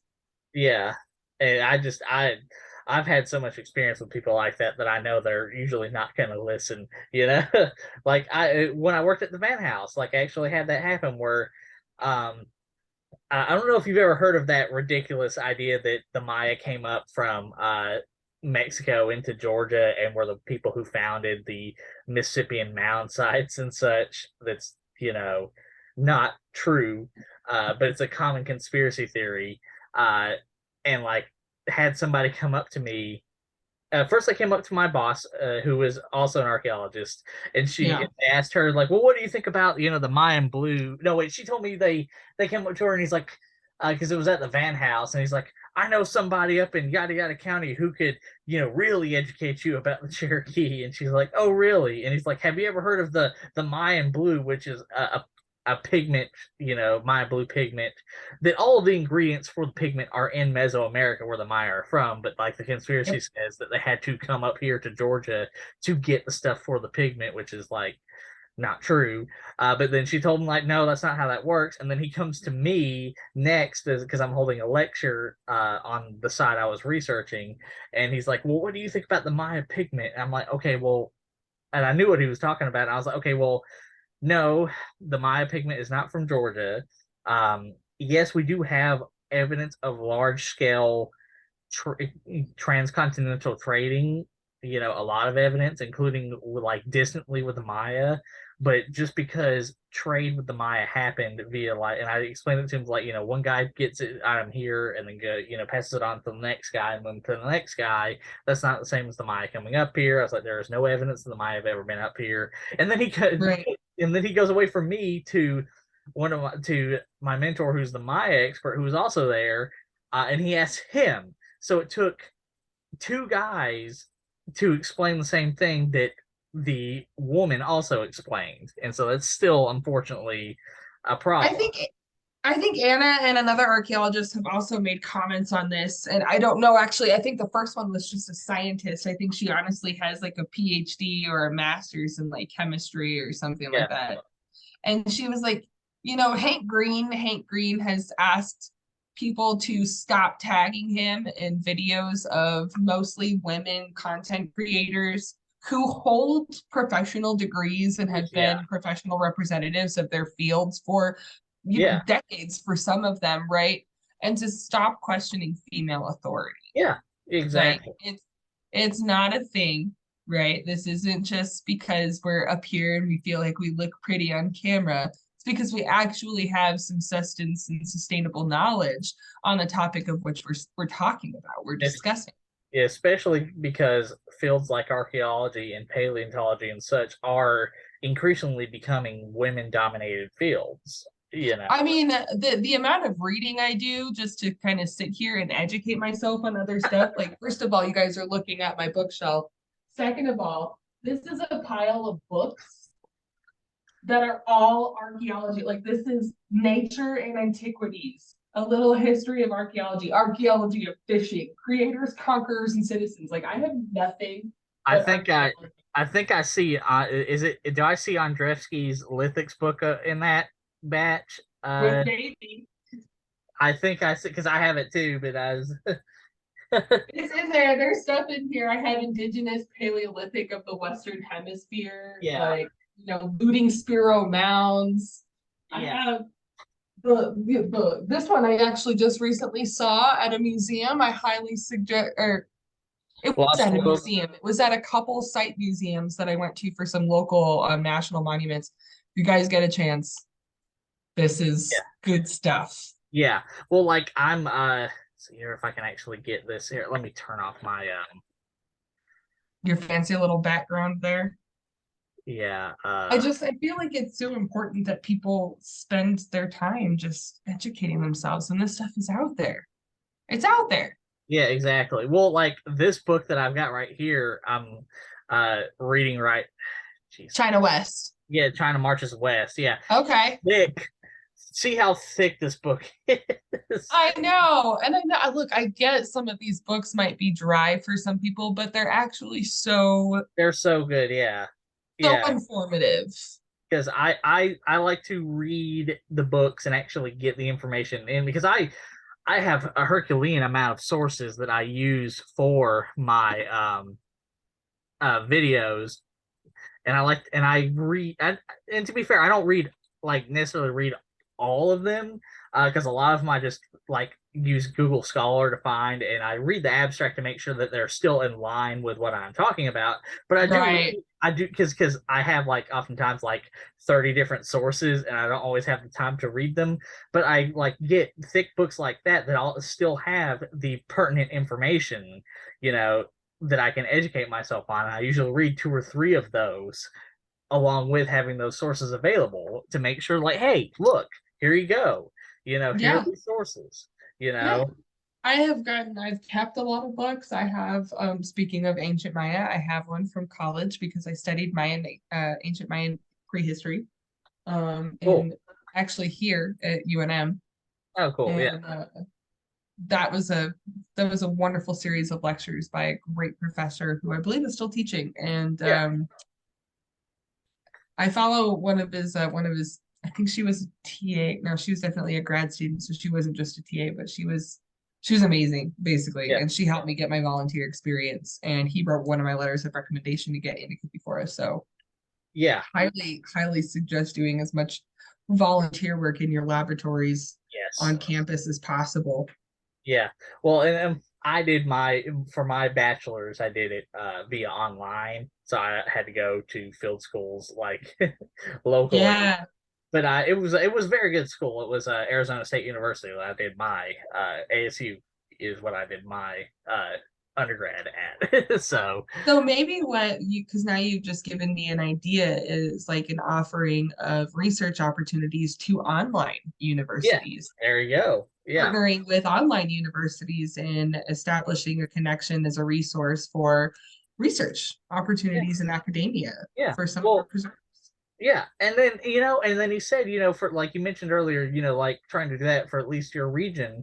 I know, your region is Southwest.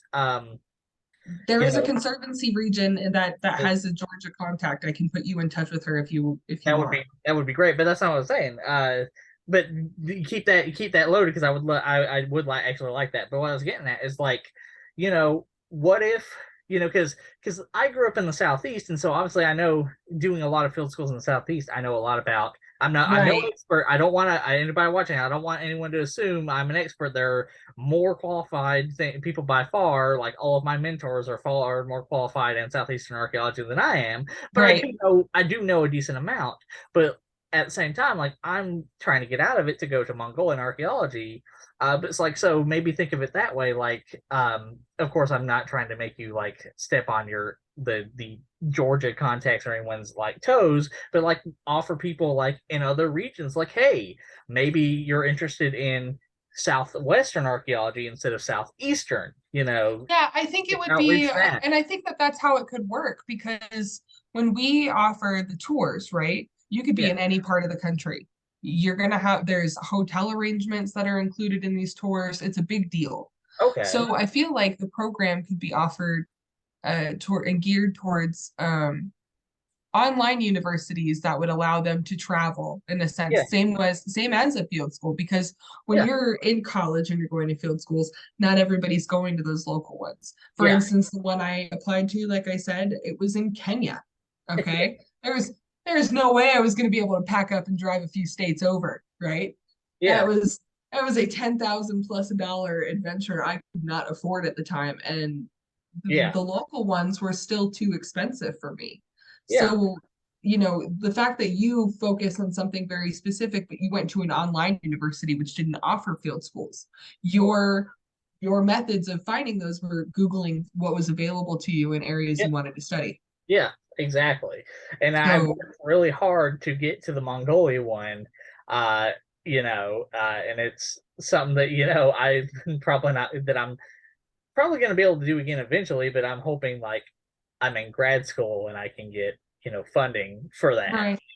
as opposed to And I having think it around. I think my boss and I are like it's full circle. Acquisitions and acquiring more preserves to Yeah, maintain is going to come hand in hand, right? They're partnered yeah, when we do outreach and we maintain our sites and we're working together with local communities of those areas. yeah, That outreach is going to bring about an awareness. Not only are we going to be something that people can reference when they're going, oh, well, the Archaeological Conservancy has this so and so property and there's this site on there. They can also sit there and go, you know, they're a preservation organization, and I just came across this other site, and I wonder if they might know what to do with it or how best to protect it. Or, I was out hiking and I happened to see this site that's, near somebody's private land and it's been vandalized. yeah, Who can I go to? We are those people that people can go to. We will help establish management plans. We will help wildlife reinstatement projects and fencing projects and revegetation projects. yeah, We are the resource. And I don't think people know about us. Um, I mean, obviously we've got a membership base, right? We have 550 preserves. We're in 47 states, so people know. But how much outreach has actually been done, I don't know. Yeah, So I think our methods coming in as new administration, new members of this organization as well. She's been with the organization for a few years now, and I am just now a new member yeah, as an employee. And for us, our focus is we just want to forage ahead. We want to try and bring in as many people. We want to educate as many people as possible and bring about an awareness of not only the ethical means of archaeology, but what the best methods of preservation are for history before it's yeah, lost. We exactly. help with erosion and backfilling. And that's also a big deal that people are dealing with here, especially in New Mexico. We have a lot of dirt that just is very erodible. The different Yeah, types of tuff and material out here is exceptionally it's exceptionally erosionable. So yeah, in certain areas, protection of these sites is vital because they're going to be lost. yeah, So if we don't start partnering with site steward programs and we don't start partnering with local organizations that have members who would volunteer to help do site cleanups or trail maintenance, stuff like that, then are we really doing the best that we can? I yeah, really feel like she and I want to do as much as possible to become this inclusive educational community for other people. exactly. Exactly. And I think that's I think it's very important. I think it's going to be one of the most important things for the future of archaeology is all of what you just mentioned, Yeah, preservation, more outreach, all of it, yeah. And protection. she inspires me every day. She came to me with this and was like, "Hey, I really feel like you'd be good for this position." And every day I go into work, it's not this, oh, fuck, I have to go into work. It's what can I do to like continue working on these problems? Yeah. And it's made me realize how passionate I actually am about public archaeology and public outreach. Actually, I didn't realize that was a passion of mine. And so maybe I'm not a master of things in archaeology, right?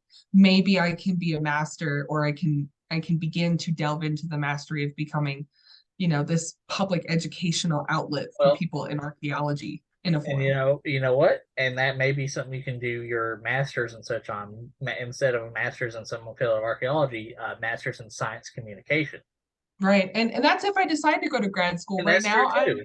I'm And pretty set. I have a career yeah, started yeah. and now I'm a science writer, which I never thought I'd ever say a day in my life. Now I do earth and environmental and chemistry and physics writing. Oh, okay, yeah. I've never done chemistry before, but I make my own soaps. So I've never formally done it in a class with an instructor, but I do my own chemistry here, non-Breaking Bad style. Yeah. Exactly. Yeah. And that's true too. And and people don't always have to go to master's degrees either. I No, want to go all the way to the doctorate, but that's because I genuinely want to do that. I think and I have several friends who are going to school for degrees and they have no plans of ever getting jobs in those degrees. Because right. they're happy where they are, but they want to better themselves. So they want to actually, be educated in these things. Like one friend is he's pretty happy where he is, but he's going to school at Right. Cambridge via online, but still at Cambridge for English literature because he loves And things like there's Chaucer and nothing stuff. wrong with adding to your Yeah, expertise. exactly. I felt for the longest time like it wasn't going to be for me. Yeah, and And that's that fine. may be the case. It Yeah. may still be the case later on, or I may decide that I want to because personally, I've always held an interest in paleobotany. Oh, really? So if I did anything, I would have wanted to specialize in plants because That's interesting. I'm a little herby girl. Well, and I that's love actually pretty plants. good too, especially when you're trying to do things like flotation and determine like what people ate and things like that. But yeah, but like I said, you don't need to go to graduate school. You can if No, you want, and then also like if you are going to school for these degrees, you don't have to go get jobs in those degrees. Because another friend of mine is going to school right now for environmental science, but he works in computer security, and he's pretty happy where he is. But he also loves environmental science, so he's just like, I'm just going to get the degree so I can educate myself, you know? Yeah, and this is kind of a little segue into probably what can be, maybe a group discussion, which at some point we'll talk about, I'm sure, Yeah, is the disparities of what current archaeologists are facing in the field, right? So yeah, like the only reason I would have ever considered getting a master's degree was so that way I could get hired full time as an archaeologist. and that's true too. And that's another thing that's happening, unfortunately.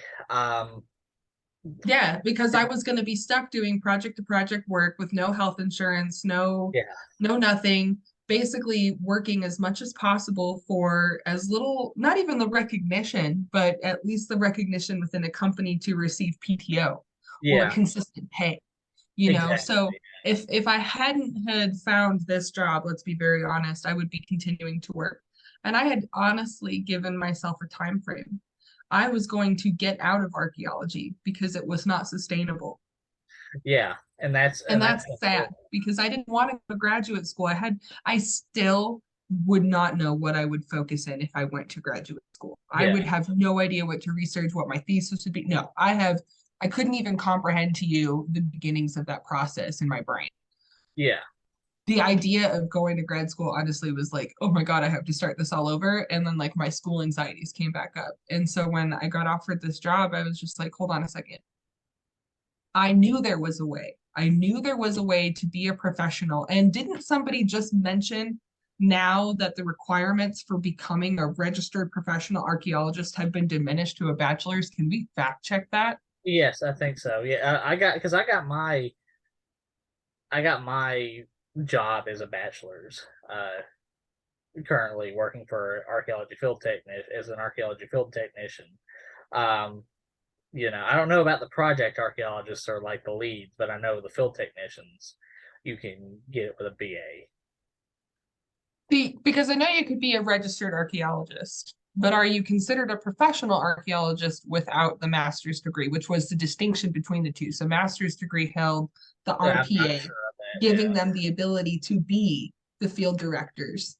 Yeah, I don't, I'm not sure about that. I think you have to be a master's. Uh, I don't think so. I think they're completely correct because this is now saying um the registry of professional. Okay, so no, it is. It has not changed. To become a registered archaeologist, you must hold a bachelor's degree, which for some companies does hold some merit. There yeah, are a lot of companies that will recognize you as an RA because you've taken the extra steps to become yeah, legitimized as a professional archaeologist in terms of the Department of the Interior. And I could be wrong, so if anybody knows any better, please correct me. yeah. But it does say on the website, the applicant for an RPA must have an advanced degree such as an MA, MS, or a PhD or equivalent. Yeah, exactly. Yeah.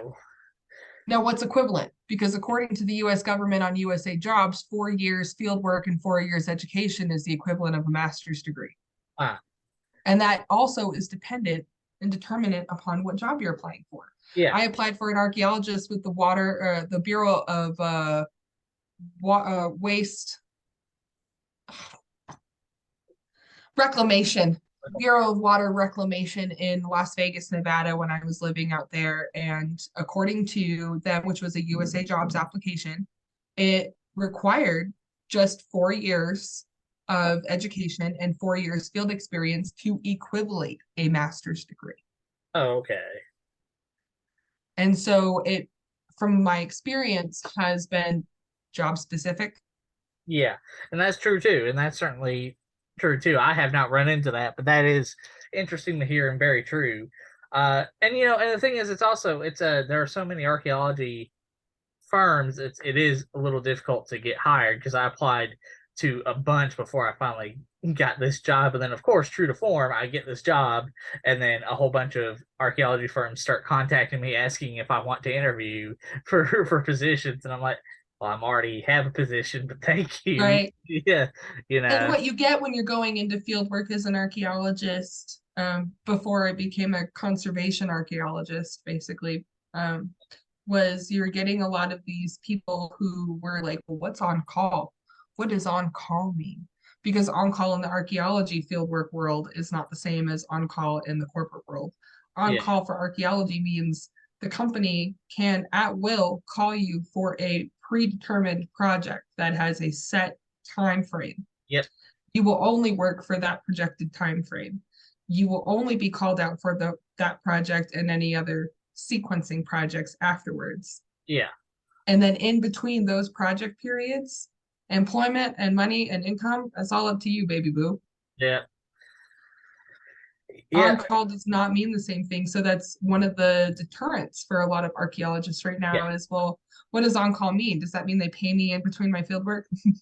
Not unless you're doing, remote work or you're working in the lab. Yeah, well, yeah, exactly. Exactly. Which is, for now that's what I'm doing, but it's fine. It works out. I'll working at two other things as well. Because it's really just a jumping off point, because I've just now started my archaeological career. So there is that, and also with this company, there is room for promotion, so there's that too. So, I feel like I'm not gonna get any higher in title, and I honestly don't want to because that's understandable. that's replacing my boss, and I love working with her. Yeah, We're the dream team, to be honest. And yeah, yeah, as a representative, I feel like I could do a lot as a regional representative, and I never really felt confident in a job like this before, but yeah, she had enough faith in me, and I think it's instilled this, you know what, I can do it mentality.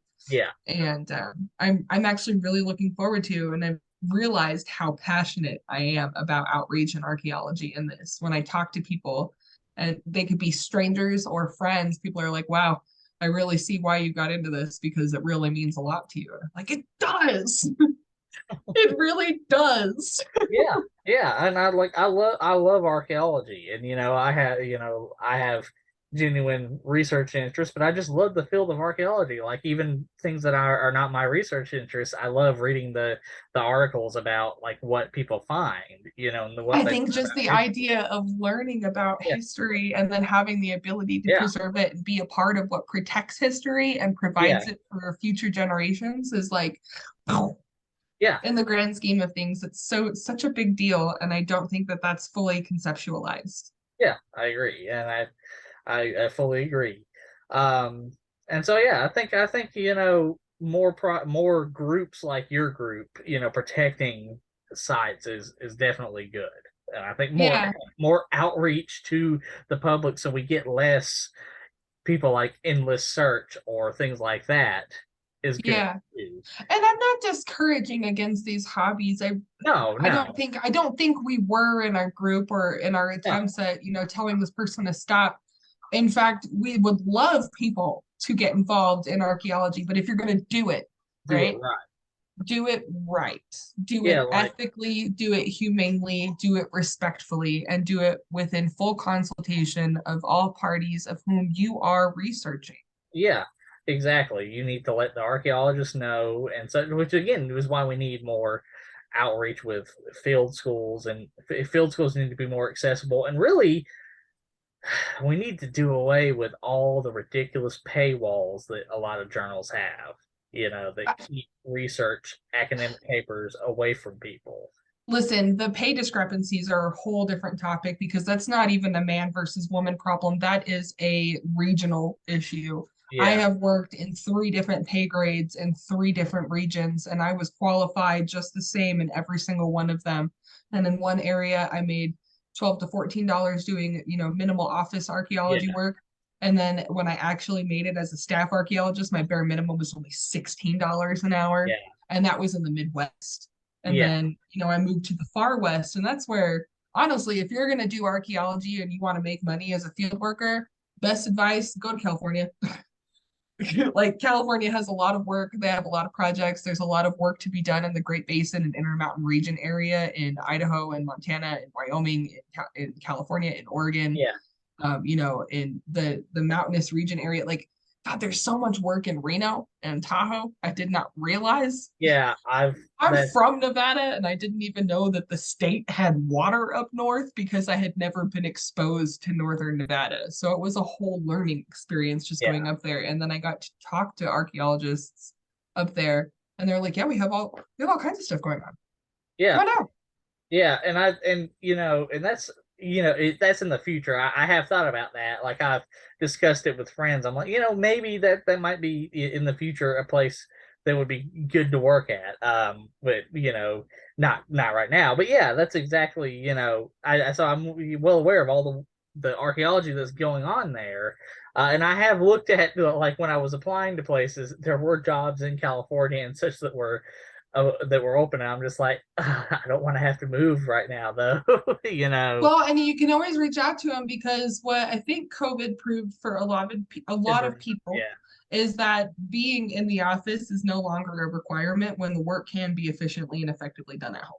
exactly, exactly, And so there are companies and firms as archaeologists when you're qualified yeah, that are willing to hire you remotely. In fact, I have a yeah. friend who just got a remote job and she's a full-time archaeologist as I am. Okay, So the possibilities and the potential are out there. It's just a matter of finding them. You have archeo field work, yeah, double bums. Uh, yeah, I mean, I found my last job before this one on the Facebook Archeo Field Tech's Facebook page. yeah.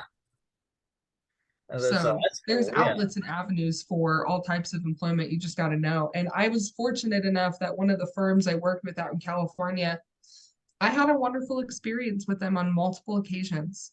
I have nothing but good things to say about this company. yeah. And every time somebody comes to me and they're like, hey, do you know who's hiring? Always go to California. I have worked for them living in Nevada. They are all over the country. That's cool. Yeah, that's That's good. what you do is you look for those big firms. There's going to be Yeah, CRM firms, but then there's going to be engineering firms, which is technically what this one was. And it's dog hair. Its cultural department is it's like a constant problem, dude. Its cultural department is so new that like they were the first within that area of the region for that company, and they were just establishing their department, their whole program. So I'd like to suggest those companies, but then also partner with organizations like that at some point. When the exactly. field work can't be done, who do you call? Who are you gonna call? Yeah, Type deal. yeah, exactly. Okay, yeah. So yeah, I think that's all very important things. I think overall this has been a good discussion about like how important outreach is overall and all the different ways and avenues you can do it. And Because this is just a small little bit of it. Like these are only my few ideas. There are so yeah, many better ideas that I've yeah, come across speaking with these women in this group that yeah. are historical and archaeological professionals. I can't wait to sit there and pick their brain and continue this partnership, this educational outreach we have going on between us because as professionals, I think we have the opportunity to kind of take the stand and go, look, we're not going to let mainstream media dictate how we are viewed as professionals anymore. We're not the next Laura Croft. We're not the next Tomb Raider. We're not You know, freaking if I identify with anybody, it's the girl from the Mummy, first of all. yeah, we're not fucking Nathan Drake from the Uncharted games who No, and and I like so I appreciate the creative flow with those. Like I love, first of all, if I'm gonna play any video game, it was Tomb Raider, right? Let's be real. yes, But yes, was that a basis as to why I became an archaeologist and my motivation? Hell no. I was never going to have Laura Croft's body. Second of all, I don't want to even go into the type of work that she did or Indiana Jones, right? well, and I the thing wanted to is, be a yeah, part of something. I wanted to be a part of a yeah, community that contributed to something positive. yeah, exactly. Because that's another unfortunate thing. Because like people, like we said in the last video, like people try to a lot of modern archaeologists like to point at Indiana Jones and say, well, he's not a good archaeologist. Like, well, yeah, that's true, but you also have to remember he's set in the 30s and 40s, and unfortunately back then that was a lot of archaeologists who were like that. Uh, Because there were no regulations. There was, yeah, I mean, there were people going in, and there was that you Netflix didn't. movie of that one guy in Yeah, Europe who did the entire excavation, and then the actual archaeologist came over and then took the credit, yeah. Oh you yeah. know? The crap. I know what you're talking about. It's a true story. It's a true story. It's the Sutton Hoo thing, yeah, and that Yeah. was a good thing. And for the most part, I liked how they portrayed that because that was a pretty good thing. Like just the fascination, like the the the how excited the archaeologists got at a simple coin that they found. That's what archaeologists love, is like when they find something that is like I saw actually had a similar thing. It was ironic. I had a similar thing happen to me where I was at a field school, and unfortunately I'm not going to say it, but it's in a because I don't want a certain somebody, if he comes and watches it, to go to that site. But it's a site somewhere in North Carolina. Um, but we were there, and like we were digging, and like suddenly we found a coin, and it was a coin from the War of Jenkins' Ear, or King George's War. They've this both names. It's just one is regional, and it was like, oh, this is so cool. We were all excited, just that one coin. We were like, forget everything else. Like we found this one coin that like it wasn't even connected to necessarily. It was connected to the site, but it wasn't even like a site from that time period. It was a like late 1800s, early 1900s site, but it was like, oh, this is cool because somebody picked this up. Somebody knew what this was, and they picked this up and kept Right. it. And that's what we were thinking. And of course we bagged and tagged and cataloged it, which again, not many people who are metal detectors do. But we were actual archaeologists. But it's like, but that's what we did. We got excited at that one coin, and that's what. Because it just legitimizes like these little Yeah, things that we've worked so hard for, right? Like yeah, every time I find something out in the field and I'm with friends and I recognized it, I'm like, I know what I'm doing. yeah. And I'm it's remembering just like, stuff. but it's just like, and these little tiny things can be the most impactful things too. Like, Right, because finding, they inspired this feeling of, oh my God, what was I just I like if this was a, like first of all, I found this out in the field. Second of yeah, all, like how many times did somebody pick this up and go, oh my God, this is absolutely amazing, yeah, right? Like, and yeah, then exactly. tried to use it, figure out possible, like, is this going to be useful to me in any sense? No, okay, I'm going to put it back down. How many times do they come across artifacts that people like you said, coins, Yeah, you know? Like I come across candoms and my first thought is, ugh, people suck, right? But you, as a trained archaeologist, can look at that candom and go, man, this person ate a lot of beans yeah, and they had a lot of milk and they had a lot of coffee, which tells exactly. me that they were living here. Yeah, yeah, exactly. But like, well, exactly like in that coin in the movie, which now I remember what it's called. It was called the dig. The Uh, dig. yeah. But like the whole point of the coin was like to show they're like, oh, they're like, this coin proves that they like had trade connections with continental Europe, and they had culture, and it was all this stuff. So it's like, little trade goods like the glass bead that we talked about earlier, that I mentioned earlier, things like that, like these things that like Right. prove that they have greater connections. I mean, the copper that was traded, that was brought in from the Great Lakes to the Southwest and the Southeast, and things like Right. that, so it's just, that's what archaeologists like. We like these little, they can be big or they can be small, but they're these impactful things, and it's not always the same things that people want. We don't care anymore. Not, we're not the 30s anymore. We don't care about the treasure. We care about the story. We want Right. to know the story. And that's Indiana something that I've Jones. noticed. So Yeah. like when we set up some of these tours, people are going to be asking these questions. And we're going to be like, well, look down at the ground and pick up a piece of pottery. Yeah. Don't take it home with you, but look at what's around you. We just went on a site tour of where we were, and I found a gaming piece. It Yeah. was a round piece of Yep. pottery that had been recycled and it had been completely, Rounded. Yeah. rounded out and it was soft on the edges and it was used. It was painted Yeah. on both ends. It was, oh my God, it was beautiful. And I've come across a couple of those before, and those are so cool. And they're Right, it's like, because then it just gets the creative flow thinking, right? You're like, okay, well, contextually, what all else was here? How many different time frames culturally were here? yeah, How many different groups might have interacted with each other. And then, as you mentioned, it brings in the theory of thought and trade of like how many of these people interacted with others. And you start to see different pottery mixes. And you're like, yeah, okay, there was genuinely a confluence of groupings of people meeting in certain areas and trading certain things. And you can see that across the Southwest because there are obvious trade routes. Like there was one site that we have that's remnants of a Chacoan road. Yeah, I think I've heard about that.